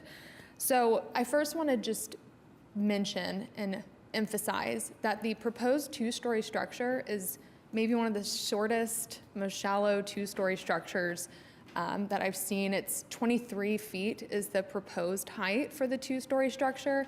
If you look at the municipal code, it will say 1 story and 20 feet. So this is 3 feet above what the code at least would identify as a 1-story structure. And again, the roof is going to remain very shallow, and it's really not a big deviation from if we were to just do a 1-story structure here. So if we need to include that or something to cap it at that height, we'd be more than happy to do so. So that's the first piece. The existing garage, per the staff report, is presumed to be historic. It is encroaching onto the neighbor's property line, which again we'll fix if we're able to continue with this proposal. There is, and of course there was talk about the adjacent detached garage to the west of this site. It is 2-story. Although that elevation is lower, it does measure as a 2-story structure, and that is adjacent. I also think it's worth noting that the proposed 2-story structure is on a hard corner. It's on Walker. I drive down Walker every single day, and you tend to see a pattern of more substantial structures, primary and accessory, along Walker, and especially with it being on a hard corner. So I think that in terms of compatibility, the staff report does note that the proportions of the proposed garage are compatible with the surrounding area. I think that plays a huge part into it, in addition to there being a 2-story detached structure right next door. Another piece that we have provided to you all were approved CA applications in the past 10 years for two-story detached structures. There have been 55 that this body has approved, again, in the past 10 years, and that's not including existing or pre-existing two-story structures that are historical or ones that have been developed without going through the appropriate channels to get approval.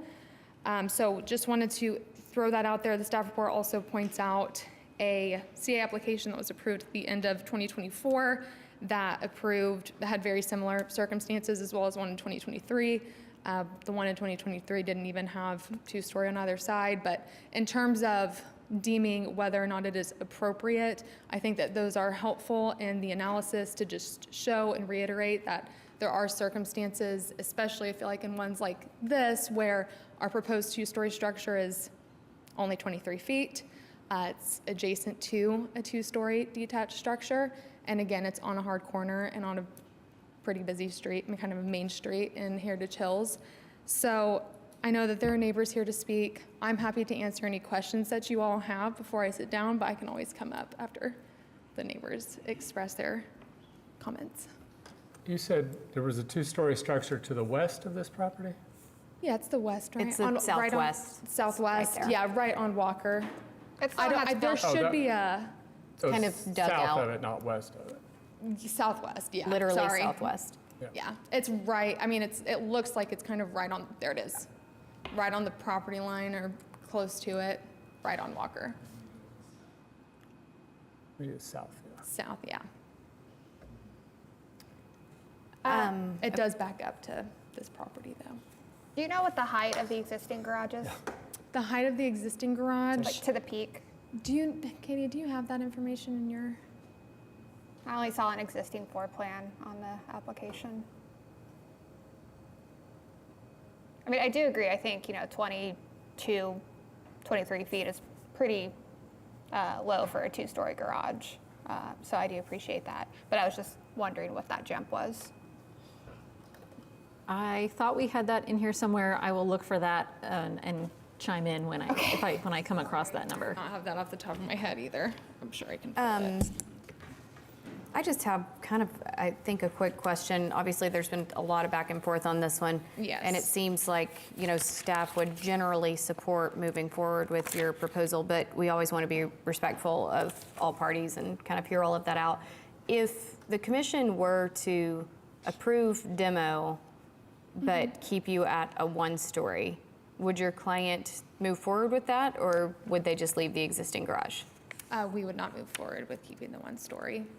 We would likely appeal. If your appeal was denied, would he just leave the one story as it is? Like, would he ever do anything? Would he just continue parking in the driveway, or? Well, I think that the issue with that piece of it, I'm not sure. I don't know if he would. Okay. I just want to make sure we're understanding, motivation from all parties, and really, we've got a lot of comments, so I just want to ask all the right questions. Yeah, absolutely. Well, and I also want to kind of point out one thing that I didn't touch on was that 450 square feet. So the only reason that the footprint exceeds that is due to the interior stairwell. We can comply with 450 square feet for the actual garage. We would have to have an exterior stairwell, which I don't know if that would be more favorable. The interior stairwell is going to tack on about 111 square feet, more or less, to allow that to be inside, but we can comply with a 450 square foot footprint. It just would require the stairwell to be on the outside. So I wanted to briefly touch on that. The only reason that it exceeds that is solely for this staircase. Okay. Just wanted to throw that out Thank you. there as well. I think in Heritage Hills, it's probably here or there on whether it's inside or outside. There's certainly justification to support all of that.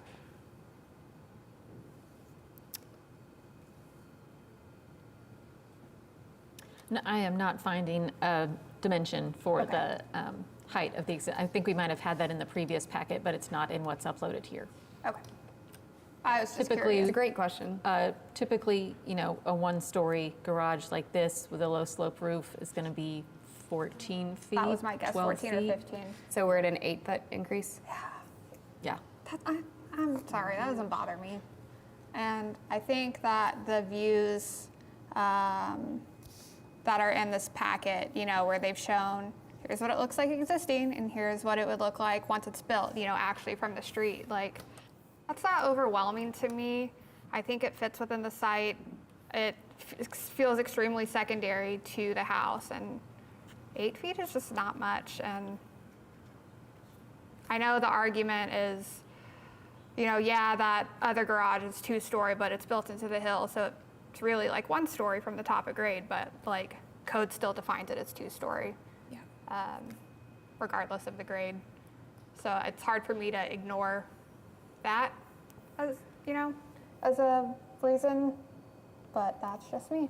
I will let other commissioners chime in. I do think that if we get to the point where we're comfortable with the demo, it is a very modest height increase. It's about as modest as it can get for being a 2-story.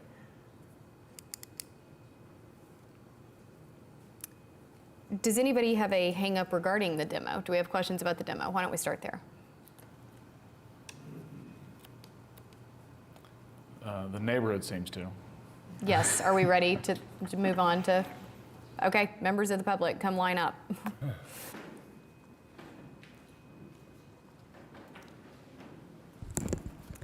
All right, do you mind stating your name and address for the record? Sure, my name's Chris Stevens. I live at 438 Northwest 20th. I'm just to the east of the applicant. I've been in the neighborhood with my wife for 20 years. This is now my second time before the commission. The first time was a couple of months ago. My wife and I do still oppose what is now the renewed request to demolish the 1-story garage. Katie mentioned it was a slightly bigger increase. The garage right now is 450 square feet. The proposed 2-story garage would measure about 1,180 square feet. So we're looking at a 162% increase. I do appreciate the commission's careful review of what is functionally an identical application. 2 months ago, there was a lot of deliberation. As you heard, there was a lot of feedback and a lot of opposition from several neighbors along with the neighborhood. I understood the commission's message to be relatively clear, at least at that point, that there wasn't support for a 2-story garage, and if the applicant wanted to come back with something other than a 2-story garage, they could do so. Instead, the applicant retained counsel and came back with functionally an identical application, now with kind of package new to include some photographs of other garages. But I think, to borrow Commissioner Wood's term, this is it's like an individual want that just doesn't fit within the guidelines. 3 quick points. It was mentioned 2 months ago. We really don't even need, under the text of the guidelines, to get into this. We know what the original structure is because it's still there. So we don't need to look at abutting garages. We don't need to look at garages dominant in the neighborhood. There's a 450 square foot structure that's there. That's not actually in that bad a shape. So we don't need to look at what the guidelines contemplate when no photographic or other documentation of a previous historic garage is available. It's there. Second, if the commission does choose to look at that garage just to the south, I think, as we discussed a couple of months ago, it really has to be understood in context. For those of us on the east, that's my house to the east. And as you look from the north and south, it's functionally a 1-story garage with the garage parking in the basement. So I don't even think if you look at a 2-story garage as contemplated under the guidelines, when there's not photographic evidence, we really don't even have that here because of the way that second story, or at least the top story, is above ground, but the bottom story is really built into the hill, where for all practical purposes, it's a 1-story garage. And then third, under the guidelines, if you get to the dominant garages in the neighborhood, it's clear. On 20th Street, there are about 20 garages in the neighborhood.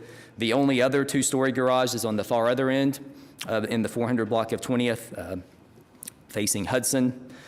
This is the 3rd month that this commission has had a 2-story application. Before it, I think you understand, or I hope you do, that there is strong opposition from neighbors and from the neighborhood, because we see this as an application that is just not consistent with the preservation guidelines. So we ask to put this issue to bed and to vote to deny this application with prejudice. Thank you all. Okay, thank you. Anyone else who wishes to speak?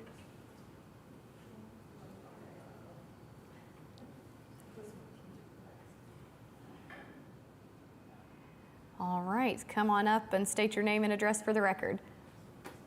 Shannon Rundle. I live at 431 Northwest 20th and have lived there longer than most of you are alive, for some people who know me.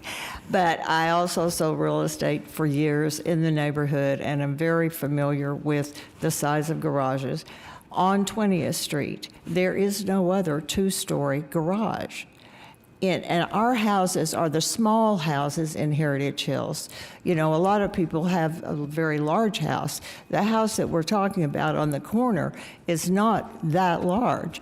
And I think it was when the neighborhood was developed, people in the big houses had servants, and they all had garages, and with, you know, that they could house their two-story a lot, but not on our street. It is still a very family-oriented neighborhood with just two-car garages in the back and people on the sidewalks.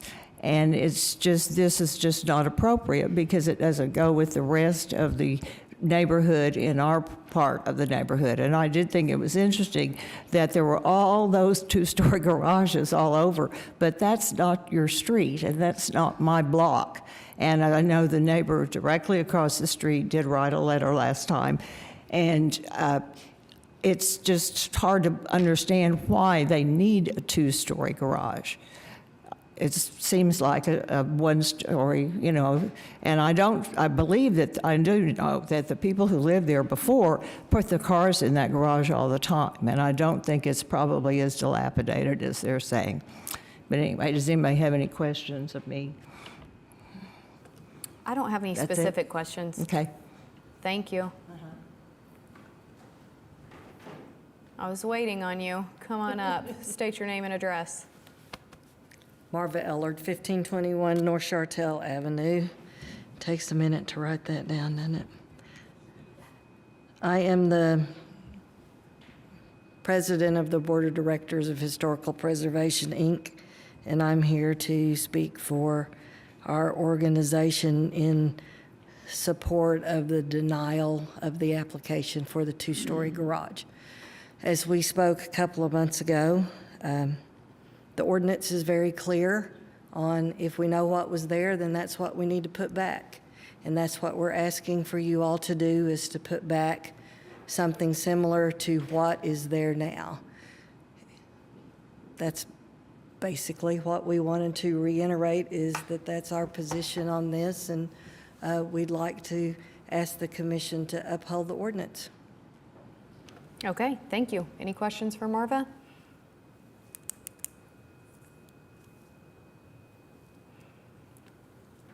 Katie, any additional commentary or notes? I don't have anything to add beyond what's been said and what's in the staff report, unless you all have additional questions for staff.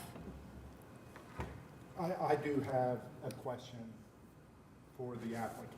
Yes. 4.4.12 says, when no photographic or other documentation of a previous historic garage is available. Would you agree that we have photographic and other documentation of the historic garage located on this property?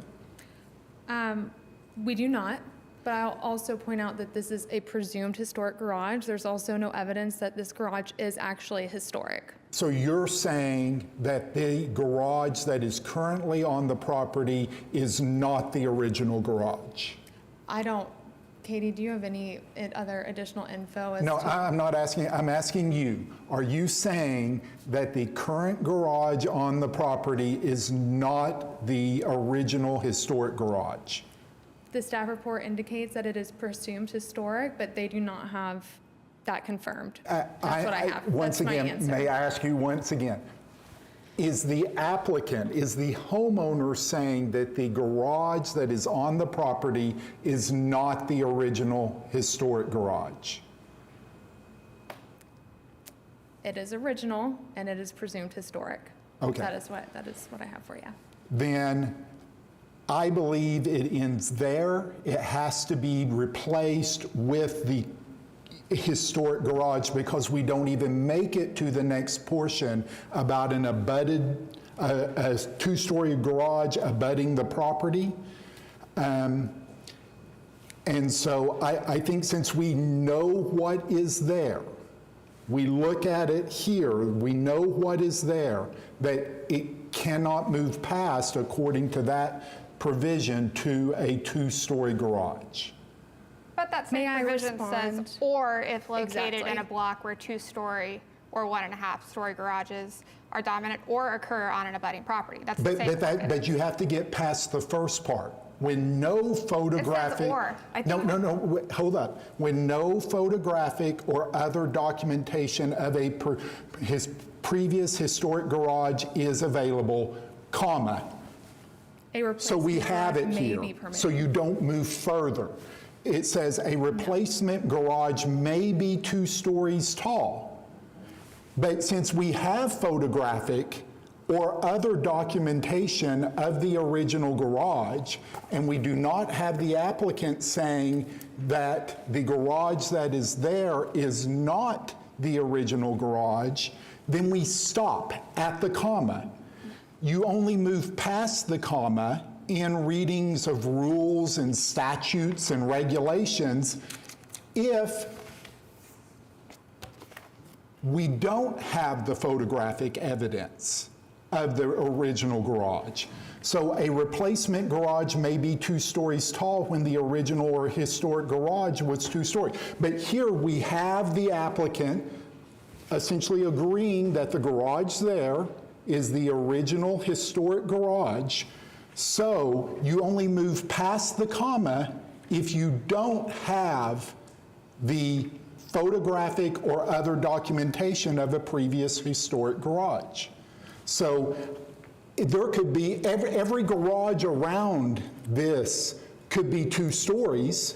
It doesn't matter. We have the original garage's picture here. We know what it looked like. We know it's 1 story. We don't have the applicant contesting that it's 1 story, so they can't go to 2 stories. That's just not how we've interpreted this in the past. Katie, could you Rita, provide some insight? Well, hang on, guys. Can Rita, do you have clarity here? Excuse me. I do have clarity, but I do not have my computer. It just died. So I wish I could pull that up and let you know. Does anyone have their staff report that has that information? Thank you. So the section that we are discussing is 4.4.13. 1.2. I was searching that for a further question. Okay. When no photographic or other documentation of a previous historic garage is available, and here we do have photographic documentation, a replacement garage may be 2 stories tall when the original or historic garage was 2 stories. And have you determined whether this is a 2-story garage or a 1-story garage? This is definitely a 1-story garage. This is a 1-story garage. Or if located in a block where 2-story or 1.5-story garages are dominant or occur on abutting property. Is that the case here? There's a 2-story garage abutting. They are not predominant on the block. But they do occur on abutting property. Yes, but I think what Commissioner Wood is saying is that that guideline is only applicable in the case where we do not have evidence of the historic garage. Right. So the guidelines that are applicable when we do have evidence of a historic garage are earlier in the section, which say construction of a new or replacement garage should follow the historic setback. That's historic garages. Construction of a replacement garage shall approximate the original configuration, form, massing, style, placement, and detail of the former garage as described by photographic or other documentation. Construction of a replacement garage may reasonably expand beyond the footprint up to a total of 450 or 5% of the lot, et cetera. And then we get into when we don't have documentation of the historic garage. So that 4.4.3 through 4.4.7 is what's applicable when we know what the historic garage was. Now, what I will say is that, yes, we have, I actually went through the first 5 years of that 10 years of garages, just for my own knowledge. I didn't do 10, I just couldn't keep going. But of those, there were 26 approvals that actually were for a 1.5 or a 2-story garage. And I went ahead and lumped in the 1.5 because over the years, the interpretation of that has kind of evolved. But of those 26, 12 of them were approvals to go from a 1-story to a 2-story. This commission has, I would say, ebbed and flowed in its strictness of its interpretation and the way it's applied that guideline. But in each of those cases where there was an approval to go from a 1-story to a 2-story, there were various factors, unique circumstances, conditions identified by the applicant or by the commission to justify that change. So this is a shall. We take this very seriously. Going from a 1-story to a 2-story is a significant change. The commission has approved that change numerous times over the last many years, but it's something that the commission has to determine is warranted, is justified, and meets those first several guidelines in regard to compatibility and approximation of the historic garage when they are reading and interpreting the guidelines for each particular case. So, I guess my question then is, in the staff report, it gave us 2 options. Under the approve option, under the specific findings, it's listed that there is an abutting 2-story garage. So I take that to mean that we use that as a guidance to approve this. So if you're saying because we know that it's a historic garage, we can't actually use that, then I feel like putting that in the specific findings is confusing or misleading. I can see that. I think that we have in the past approved some changes from 1-story to 2-story when there were surrounding 2-story garages, amongst other factors. For several of them, there was discussion about minimal visibility of the garage based on its location, that yes, we're going from 1-story to 2-story, but it's not going to be visible because of its placement on the lot. So I don't think that, the context is always relevant to everything we consider. So whether or not there are abutting or adjacent 2-story garages is worth knowing and worth including in the review. But I do think that the accurate interpretation of that particular guideline is that it applies when we don't know what the historic garage was. So, may I ask about 4.413, assuming, well, it says in locations where 2-story garages are not allowed. So let's presume this is a location in which 2-story garages are not allowed. A garage may be 1.5 stories as defined in the municipal code, so long as its design and height approximate the massing of a previous historic garage at the property, et cetera, et cetera. So if we were to not move forward with the 2-story, is there anything that actually prevents this applicant from getting a 1.5-story garage approved administratively if they're granted a demo? So we cannot approve new construction of anything. That's right, sorry. But yes, this would support a 1.5-story garage in this location. Follow-up question to that would be, because of the practicality of roof types on 1.5-story garages, in order to be able to use them in the manner in which most people end up using them, is it likely, I suppose, that a 1.5-story garage that would be supported by the guidelines factually without any conflict would actually be a taller roof form than this 2-story that's being proposed? A 1.5-story garage could certainly end up taller than a 2-story garage, depending on the design of the 2 structures. It would be the commission's discretion whether a proposed 1.5-story was still appropriate, was compatible, was approximating the massing, et cetera, of the previous historic garage. So I understand the neighborhood's concerns, and I live in Heritage Hills. I mean, I understand the neighborhood's concerns. I understand the gray area in the guidelines and how they can be interpreted differently. But it does seem very, very clear that if a 1.5-story garage that were approximating the design style of this current garage we're proposed, that we would not really be able to say no to that should we grant this demo. So I suppose my question is there a path forward in which we review a 1.5-story garage and maybe all parties could leave potentially a little bit happier?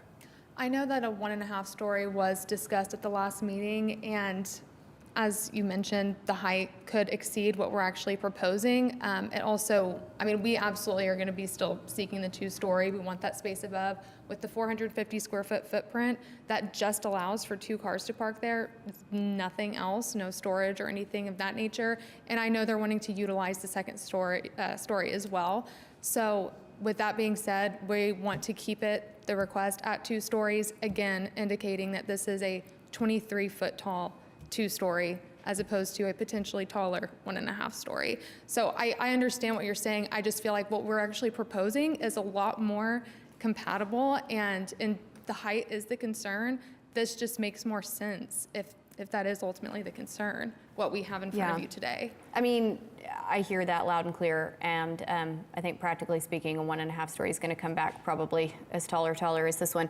But that being said, I would not personally be comfortable approving it today with a very clear option to get an easy pass at a 1.5-story garage that is within the guidelines right here on the table. I would probably be of the mindset to continue it.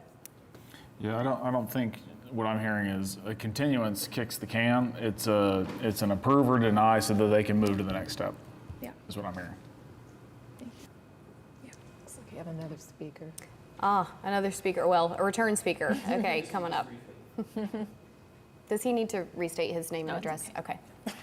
Chris Stevens, 438 Northwest 20th Street. To follow up, I know the commission was discussing section 4.4.13. I think you have the same issue at play that Commissioner Wood brought up. If you look at the bottom or the last part of that language, a garage may be 1.5 stories as defined in code as long as its design and height approximate the massing of a previous historic garage at the property or adjacent 1-story garages if no documentation of a previous historic garage is available. So I think we're in the same boat because these guidelines, for good reason, look at what is there or what you know was there, and I think we have the same exact situation here. We know what's there.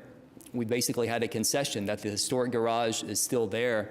So for the same reasons, I don't see why a 1.5-story garage is permissible under the guidelines, because it's not a situation where there is no documentation of a previous historic garage. We have that again. So I just point that out to the... So my understanding of that, my understanding of that guideline is that we're saying you can base the design height massing of your 1.5-story garage on an adjacent 1-story garage if no documentation of a previous historic garage is available. If you don't have a garage, you can look at an adjacent 1-story garage as the basis for the design of your 1.5-story garage. And folks could probably argue that that's not what that means and take it one way or the other, but that's how I read that with the language about no documentation of a previous historic garage being in a different location within that paragraph compared to all the other ones where we're saying if you don't know what your garage was. I believe that's what the intent was with that language. But I'd respectfully disagree, but I understand the point. It does seem to apply to the whole paragraph, even though it's in a different spot. So I'd ask the commission to take that in mind. That's all.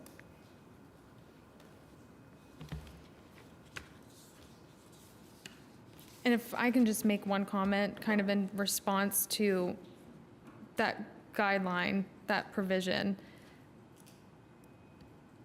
that is an either-or test. There are 26 other examples where we've gone from a 1-story to a 2-story. The guidelines should, at the very least, I think, be applied in a uniform manner, not we should interpret it this way for this property and a different way for a different property. So the fact that there is evidence that there has been approved CA applications to go from a 1 to a 2-story, as well as, at least I think from a staff's interpretation, this is in fact an either-or test, that should be considered. Not to mention the fact that this is 3 feet above what the code would define as a 1-story structure. Oh, different case. Katie, I do have a question for staff. Of those previous from 1-story to 2-story garage cases, how many of those involved a case where there was no photographic or other documentation of the previous historic garage? I believe all of those, the ones that I counted in that 12 were ones where we had documentation of the historic garage. We did have 2 separate from those where there was no documentation of the garage, or where that was what the findings said. So most of them were historic. So yes, the 12 that were approved going from 1-story to 2 stories were replacing an existing 1-story garage with a 2-story. But was it an existing historic or original garage that it was replacing? Do we know that? That's my... I'd have to dig further in. Well, actually, let me see. Should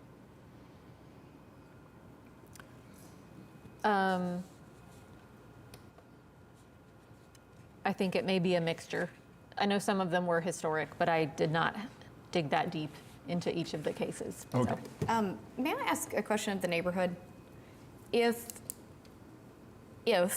they were proposing demoing and replacing with an appropriate 1-story, say 500 square foot, 2-car garage, what would the neighborhood's position be? I know you can't speak really for the whole committee, but If they were offering to replace an existing 1-story garage with a new 1-story garage. right, I mean, bigger, nicer, changed, but 1-story. It wouldn't be a lot bigger, I don't think, would it, in this footprint, about accurate? I think it is,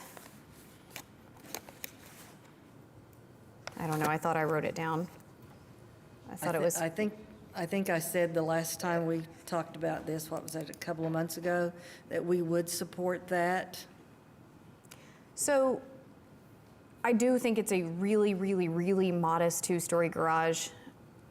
And I think you're right that this is, what everybody's looking for is an approval or denial, and I get that. However, for me, while there are 2 super solid other options to explore, I don't know that I could approve it, even knowing that, yes, what everybody here is looking for is approve or deny. Like, if we're following the path set forward by this process, there are 2 other really nice options to explore. So, if the goal here is only secondary living space, that does feel like a luxury, not a necessity. The parking, does feel a little bit more like an actual necessity. So if we were looking at just expanding a 1-story, I really do think it's a modest 2-story. I just don't like the idea of cutting ourselves off here when there's still some other really good options to explore that feel like they could be a happy medium. Okay. Again, I think just with how this commission typically reviews and assesses these applications, we have a 2-story abutting, and we can comply with the 450 square feet. So we're not even asking for a bigger footprint, because we could do the exterior stair option and keep it in line with that guideline as well, and that requirement as well. So, I get that. And especially with the 1.5 being potentially taller, I feel like this is as the best proposal that we will be presenting to this commission. I think you're right, and I think it's one of the better 2-story garages we've seen. It's very respectful. My point is just more about the process, and that's just my comfort level with making sure we've gone down every avenue. And I don't disagree. I think everybody kind of has got to know me, and I'm very much read, and what I read is how I follow it. And I'm only not talking about 4.412, but 4.411, 4.48, all of those that say when no photographic evidence. And then to take it a step further, I don't care what the commission did in the past. I don't care what they approved in the past. I've been on here a little over 2 years now. I read it, I apply it as it is written. And I think that's my job. And that's why we all have differing backgrounds and opinions. And while we're all here is to discuss what each of us feels and respect it, which I do respect everything.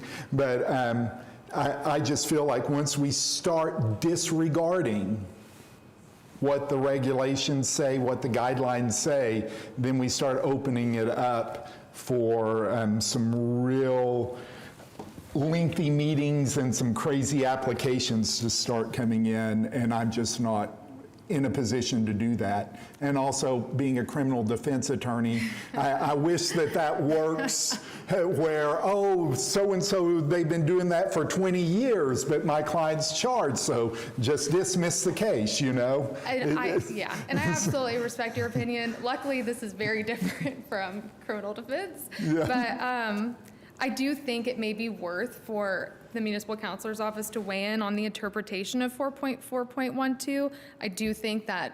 I think majority of people do read it as an either-or test, which means we are not throwing out that guideline. We are still complying with it since we have an abutting two-story structure. I also want to point out there was the 2024 application that was approved just at the end of 2024, as well as 2023, that does go from a one-story to a two-story. And those CA application numbers are included in the staff report, so you can see that as well. And one of them that was approved did not have a two-story on either side, and that was, again, just the past 2 years.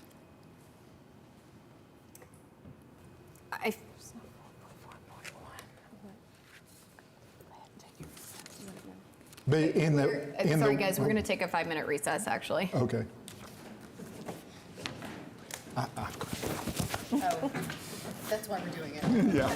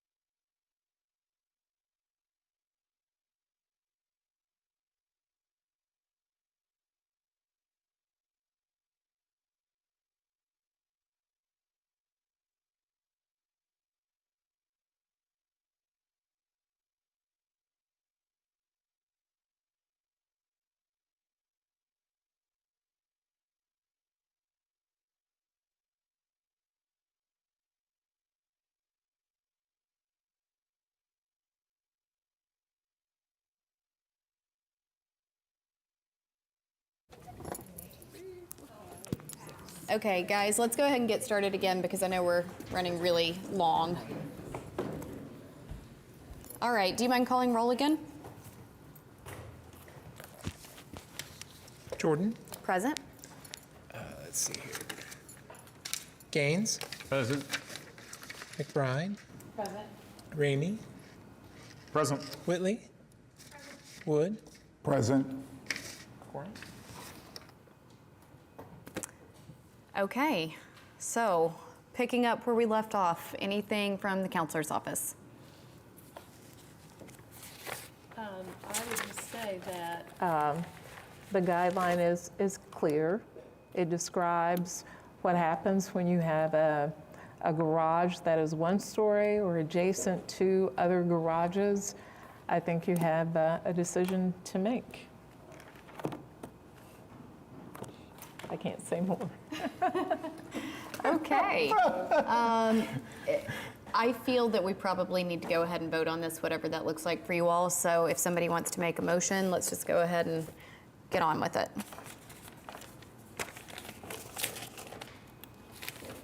And I still can't make one. Thank God. Well, I can make the motion. I think we know what my motion will be, so Somebody speak up. we'll try with that. In regard to HPCA, let me get back up here, -25-00061, I would move to approve item 1 of the application regarding demolition of the garage, subject to the specific findings contained in the staff report. And let's see, I don't think there were any conditions if we approve, no, just the specific findings as to item 1. Okay, do we have a second? Second. All right, thank you.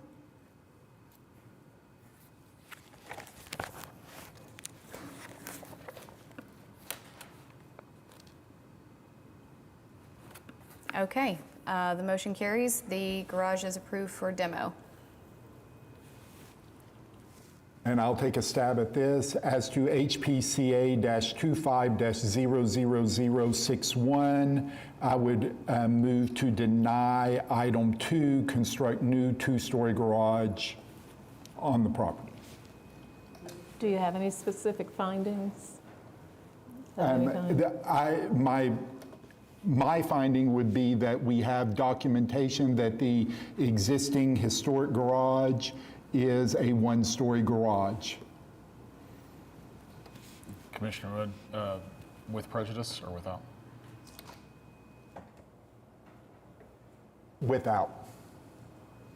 No, with. Let's go with prejudice. That way it just puts it to rest if I have enough support for that. Okay, do we have a second? Sorry, my mic won't work. There we go. Anybody second? Am I think I got it working. Am I allowed to second? I know I can't motion. Okay.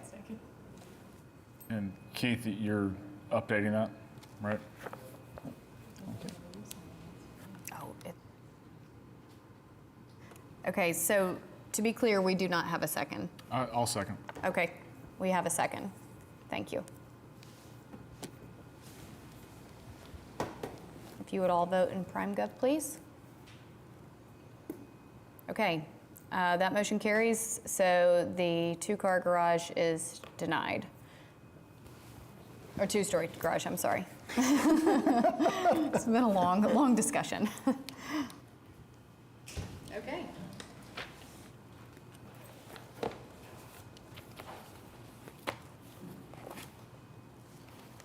I've lost where we are in this packet. Okay, moving on to other business. We've got BOA 15933.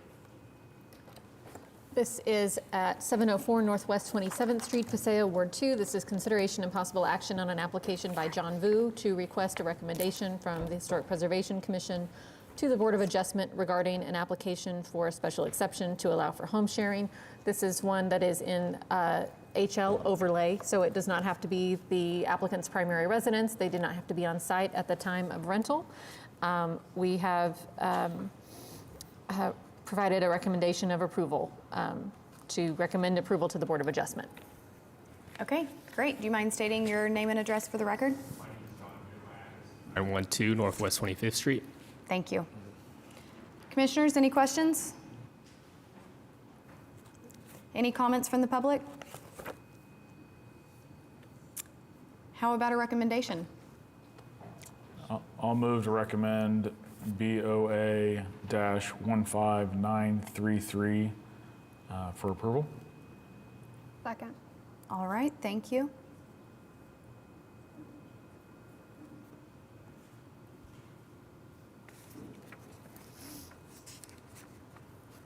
Okay, the motion carries. That's approved. Thank you. Thanks. All right, next up we have a SPUD 01730. Come on up and state your name and address for the record. Andrew Haruz, 1219 Clausen Drive. All right, welcome. Do we need to go over the project again since it's been? Yeah, I'll give a brief overview. So this is a request to rezone the property. The address given is 2509 North Walker, but it is most of the block bound by 24th Street, 25th Street, Walker to Dewey. This is so this is an area that just within this one block has 3 or 4 different zoning types, and it has our neighborhood conservation-based zoning that's NC, which is quite complicated to navigate, especially in this particular location with the tracks that it's in. So staff definitely felt like rezoning to a SPUD was justified in this location. The west end of the block is largely existing historic structures, single-family homes, and some smaller multifamily structures that the applicant has been renovating and restoring over the last many years, going through the process to get a certificate of appropriateness each time. The east end of the block features more vacant property where they intend to do infill development, mixed use, multifamily, some commercial. So the staff report goes through kind of item by item the things that they are proposing to vary in the SPUD. They include the height limitation. It stays, it's just slightly over what would ordinarily be allowed, but does allow for more multifamily development. They are varying some of the uses that would be allowed. Most of them are allowed at least in portions of the property now, and that would just be expanded to the rest of the property. Setbacks are being modified in part to be consistent with what's been built on the block historically, but also to accommodate a more urban kind of form of development, especially along Walker. They are proposing 0.75 parking spaces per dwelling unit for residential development and no parking minimums for non-residential uses. This is in an area where we have commercial districts where no parking is required, even when it is provided by choice by the property owners. So that seems consistent with the commercial development and kind of historic development pattern in the surrounding area. I'm sorry, I'm kind of skipping around here, guys. Setback density.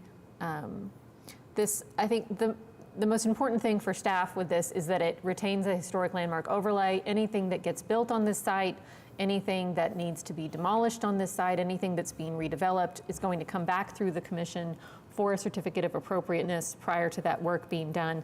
This just lays the groundwork and kind of the building blocks for what can be built where and how that can be built in this location. We did get one written comment from a resident, and that is attached in PrimeGov. Their concerns were primarily about the height allowance along Northwest 25th Street and whether commercial development could be concentrated on Walker, and then just generally about parking and maintaining appropriate setbacks. So staff has provided a recommendation of approval. You are making a recommendation to Planning Commission, and they will then make a recommendation on to City Council. I'm happy to try to answer any questions, and the applicant is available as well. Okay, Katie, just a quick footnote. I don't see that the neighbor's letter. It's here down there attached, as public comment, Casa Hooker in PrimeGov at the very bottom under the handout. I mean, it doesn't, I read it, but I read it earlier. I just was making sure everybody else could, I suppose. Okay, so we saw a big presentation about this a couple of months ago. So anybody have further questions on that? Things they want clarity on? I had a quick question. Was there an update to your master design statement from the separate application? Just because when I was looking at parking, on the application, it says requesting no parking minimum subject to city approval. And it says, that, you're proposing some, it has your units, but it says no parking minimums. Then in your master design statement, it says, 0.75 parking spaces. Staff had made some recommendations that we accepted, and so there was an updated design statement that was made on 5/14/2025. Bummer, I wanted no parking minimums. I'm sorry, I didn't hear you. But no, I just wanted clarity on which one was the most up to date. Yeah, sorry, I think I did not realize that the original NDS was attached to the application. The one that's in there as a standalone document, the master design statement revised 5/15/2025, that's the current that's proposed. Can you explain what the no parking minimum is? What does that mean? I don't hear well, I'm sorry. So the original design statement before it was updated, no parking minimum means that they're not required to put in any spaces on site. It would be all off-street parking. There'd be no new spots on site that would be required. Okay. But he's changed that. Okay. So the new design statement says 0.75 spaces per unit will be provided. 0.75 per unit Yes. for residential unit. That's what's being asked for. And none for commercial, right? But that's So standard. that's standard. Okay, 0.75, so you don't even get a full space per apartment? That is correct. Okay. And then for the commercial, there is no parking requirement to provide for that? That's typical for the area. Well, but that's not typical for the area because my concern is you have 24th Street and you have 25th Street. 25th Street already has one side allows parking, the other side doesn't allow parking, but everybody parks there anyway. So now if you're building this high density where you're not allowing for parking, where are people going to park except for the street? So there already is current parking within the development. There are plans to work continuously with the city of either opening up a side of the street for parking or having curb cut parking along Walker. Curb cut on Walker, okay. My understanding, the reason they don't have parking on both sides of the street right now is because the fire trucks can't get through. So unless the city wants to expand the width of the street, that's not going to be allowed. I mean, right now, you can barely get a car down that street. 24th Street's a little bit wider than 25th Street. We haven't made the application, but those are discussions that are being had right now. Okay. Yeah, I mean, I have a concern if you don't have adequate parking, which 0.7 is not adequate for even what's on there, and then if you have commercial that's there, obviously the result is going to be people parking on the street and parking in driveways that aren't theirs. My other question was, it looked like you had the farthest most east building on Walker and 25th, that the two buildings on 25th showed and 24th showed that it was residential, and then the ones that were on Walker showed a mix of residential and commercial. Yes. So is there anything that will say that the one on 24th and 25th won't have commercial on 24th or 25th? Because that like on the 25th and Walker, that one shows that that building could be commercial and residential, which means that you could have commercial on the residential street. I don't believe that's what's been applied for. I can figure out if that can be a condition to our application for the spot, though. Okay. And to address also, and I'm relying mostly on the staff with this, one of the staff comments is that parking minimums are generally not an issue addressed by HP. If we need to continue to address those, we will. But that is within the staff report. Yeah, so typically we've tried to leave discussions, because our purview and what we will ultimately review is about the compatibility of the historic fabric, preservation of the fabric that's there, compatibility of new fabric that gets built. So we've tried to steer away from getting into the weeds on density, number of units, and parking minimums, things like that, that are really Planning Commission's area of expertise, that they're going to hash out all of that when it gets to Planning Commission and gets to City Council. So obviously you all have the ability to comment on anything you feel is relevant to your review, but we try to stay focused on the kind of built form of what's proposed.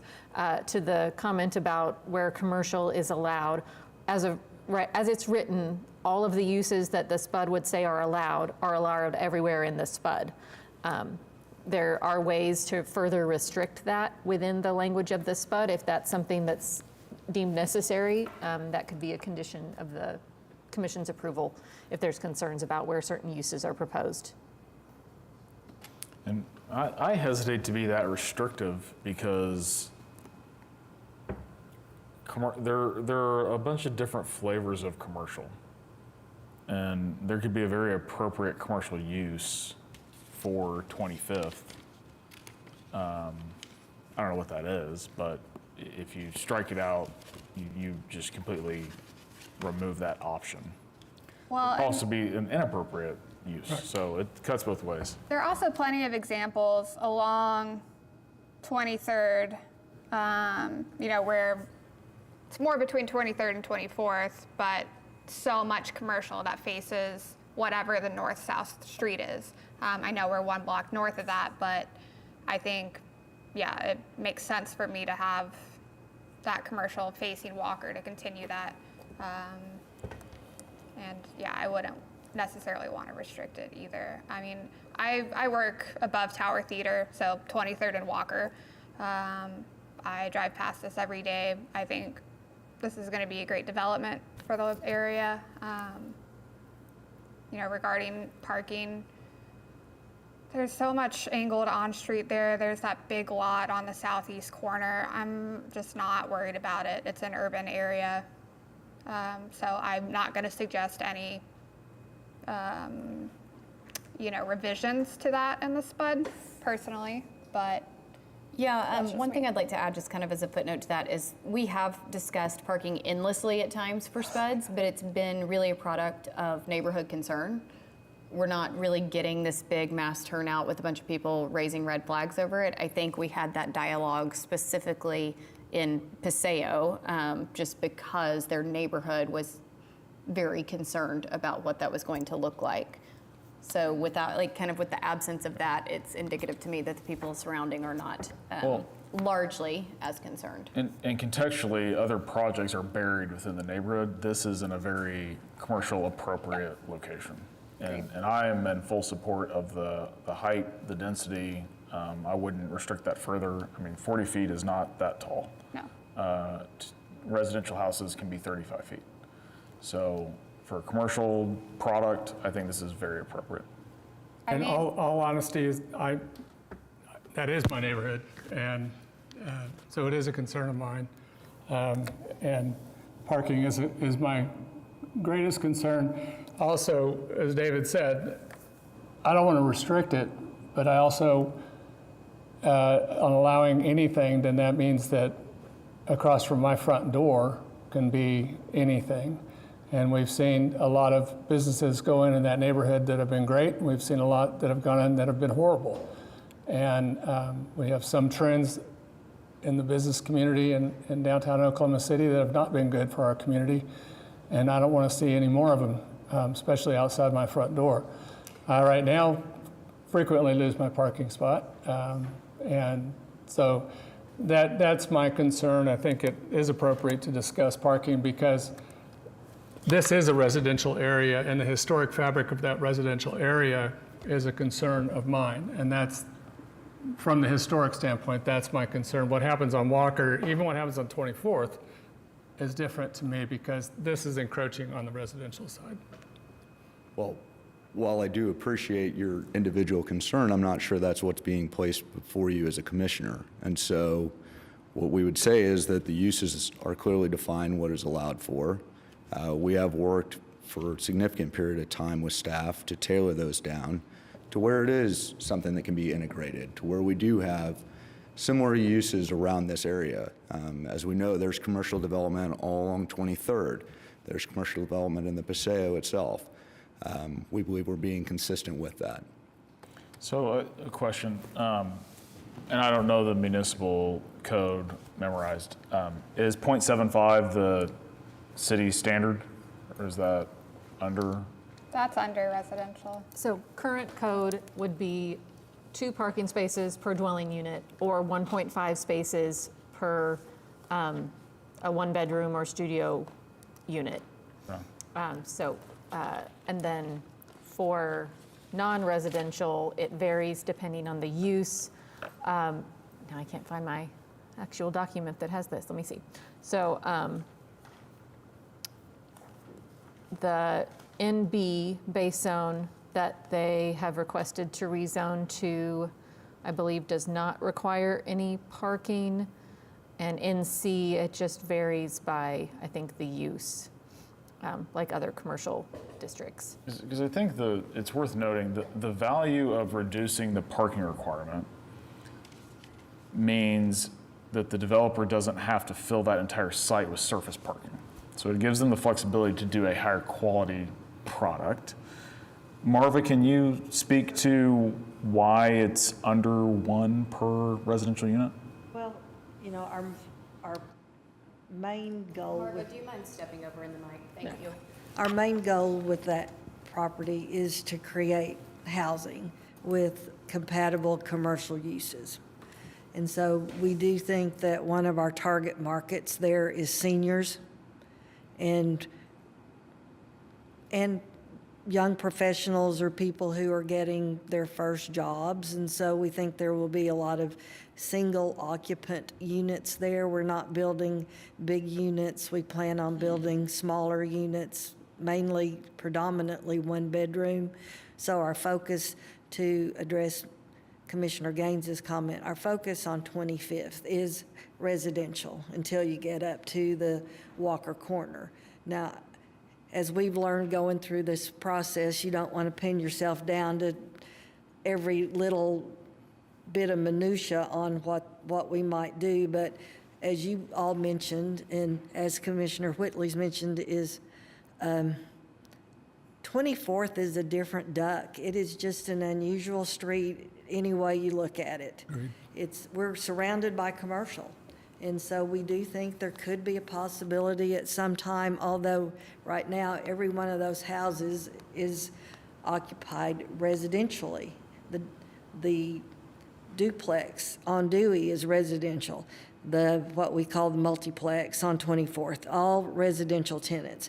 But there might be a time where a lawyer or an accountant or a single practitioner of something wants to be in one of those houses. And we don't see that as incompatible with the area.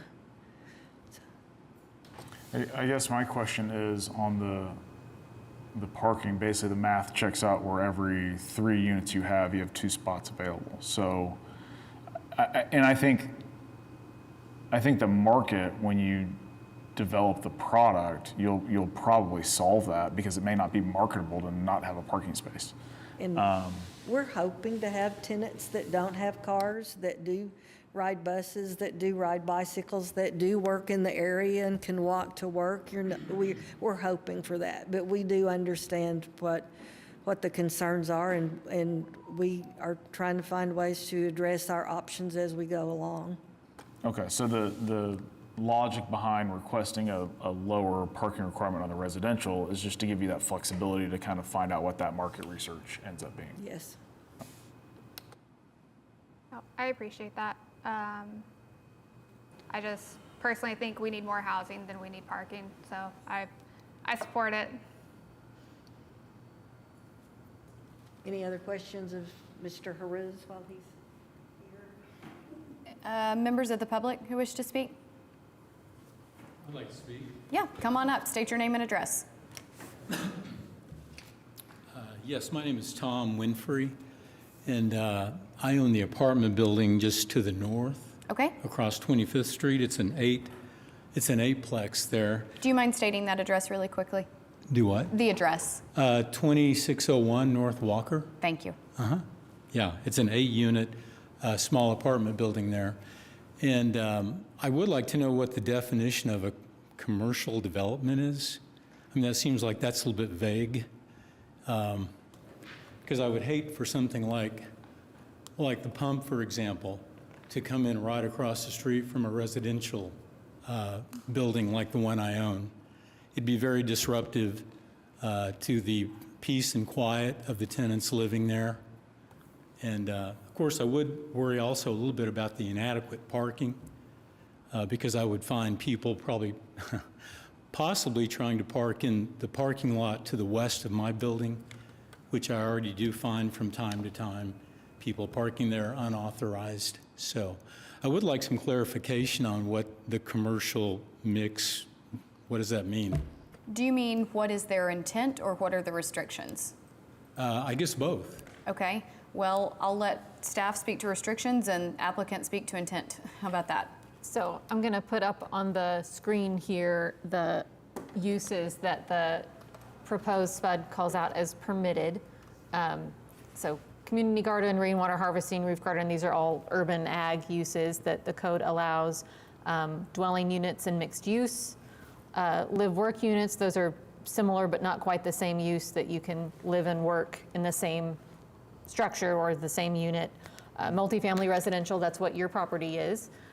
Senior independent living, that is not a nursing home. It's a use type that has some different requirements for it, I think mostly around parking perhaps, but was one that seemed like a good fit for what the applicant intends. 3 and 4 family residential, that's 3 plexes, 4 plexes. 2 family residential is a duplex. Artistic graphics, that's basically a mural.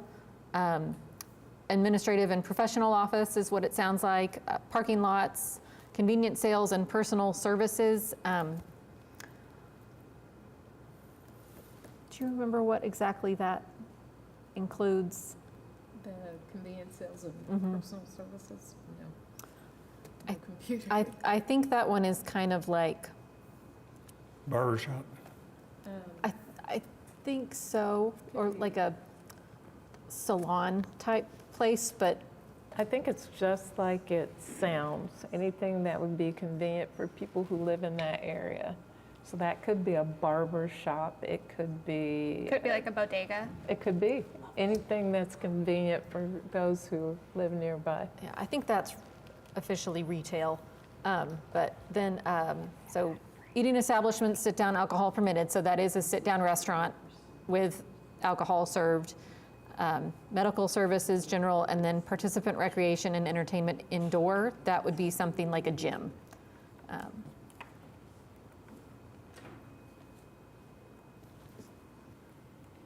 I don't have much to add as far as our specific intended use. That's not really where we're at this stage. We're wanting to be able to have this flexibility, and I don't want to make a representation today that holds us accountable to, well, this is all we're doing and that's the only way that it would be done. I don't think that's appropriate at a SPUD stage. I tend to agree.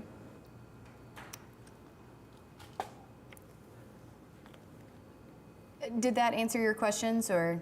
I think so. So Okay. eating establishment, that would exclude like a bar, for example. My understanding is that yes, it would exclude a traditional bar. It would be a restaurant. Right. Yeah. It would allow a bar. Yeah. It would allow A bar inside a restaurant. Do you mind coming back up to the mic so it catches you for the, yeah. Yeah. Just, yes, so eating establishment, sit-down alcohol permitted, has to be a restaurant, but they can, so like a Chili's. Pizzeria Gusto. Yes. Hey, Yeah, mixed Pizzeria beverage Gusto. license. Yeah, yeah. Okay. So they primarily serve food, but they also serve alcohol. Right. But not a bar per se, that does not function as a restaurant primarily. Right. It would allow like the I have bar no of Fritos. What's that? Like, if you're familiar with Frida's in the neighborhood. Oh, Frida. Yeah, Frida Southwest. It has a section of the building that's a bar, but it's also a restaurant. So something like that would be allowed. So my computer is working at this moment, and if I speak quickly, I can tell you some of the things that are listed on the screen, a bit of the definition about them. For example, it's already been described,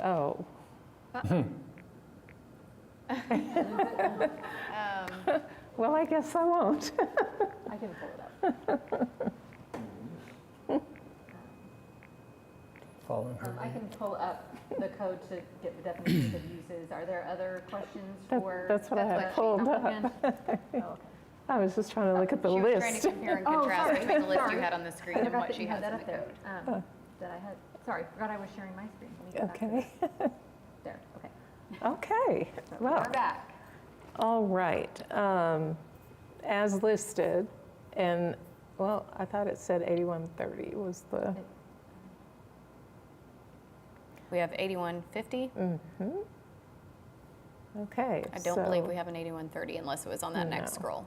I think it was. 8301. I'm just gonna. It's in chapter 59 of the code, which is available online, but this gives you an idea, the things that are on the screen right now, of what might be allowed in that area. And what I'll just add is that similar to parking, the uses are really more planning commission's purview. I'm happy to, if you want to call our office, we can get you the information about the definition of these uses and where to find more information about that. And then you could follow up as this proceeds to planning commission. It goes next Thursday, the 12th, if you have concerns about any of these particular uses. I would also, just for your purposes and for the general public's in preparation for anything that may come at the Planning Commission, it's not just what we have listed. I think it's important what we have not listed, intentionally restricting ourselves to those types of uses. Anybody else? Questions, comments, and the like? Perhaps a recommendation?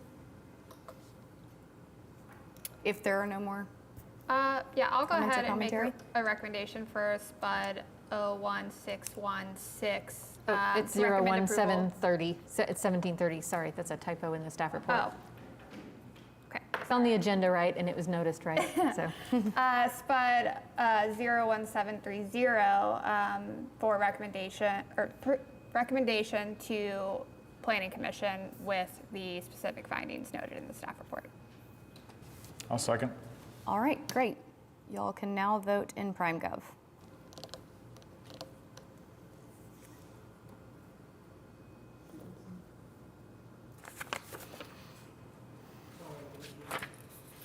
I don't have it.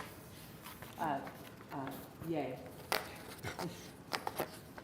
That was a real nail biter. Okay, the motion carries. Congratulations. Good luck at planning, and see you next time. Thank you all. All right, let's see, where are we here? Communications and reports. Communications and reports. So administrative approvals, staff's always happy to answer questions about those if you guys have any when you see these come across, but no actions required. Just one item that was withdrawn, and then no administrative closings. I already noted the fees that went to City Council, so we'll keep you guys posted on that and when that takes effect. I have nothing to report from Board of Adjustment or Planning Commission. Okay, great. Rita, anything from you? Thank you. Okay, so our next meeting date will be Wednesday, July 2nd, right here, 2 p.m. Any items from commissioners? I have an item. I'm just stating for the record that I would love to have this last seat filled and have one more commissioner. So just for the record. Still down a guy. Anybody else? Okay, no citizens to be heard, it appears. All right, we're adjourned.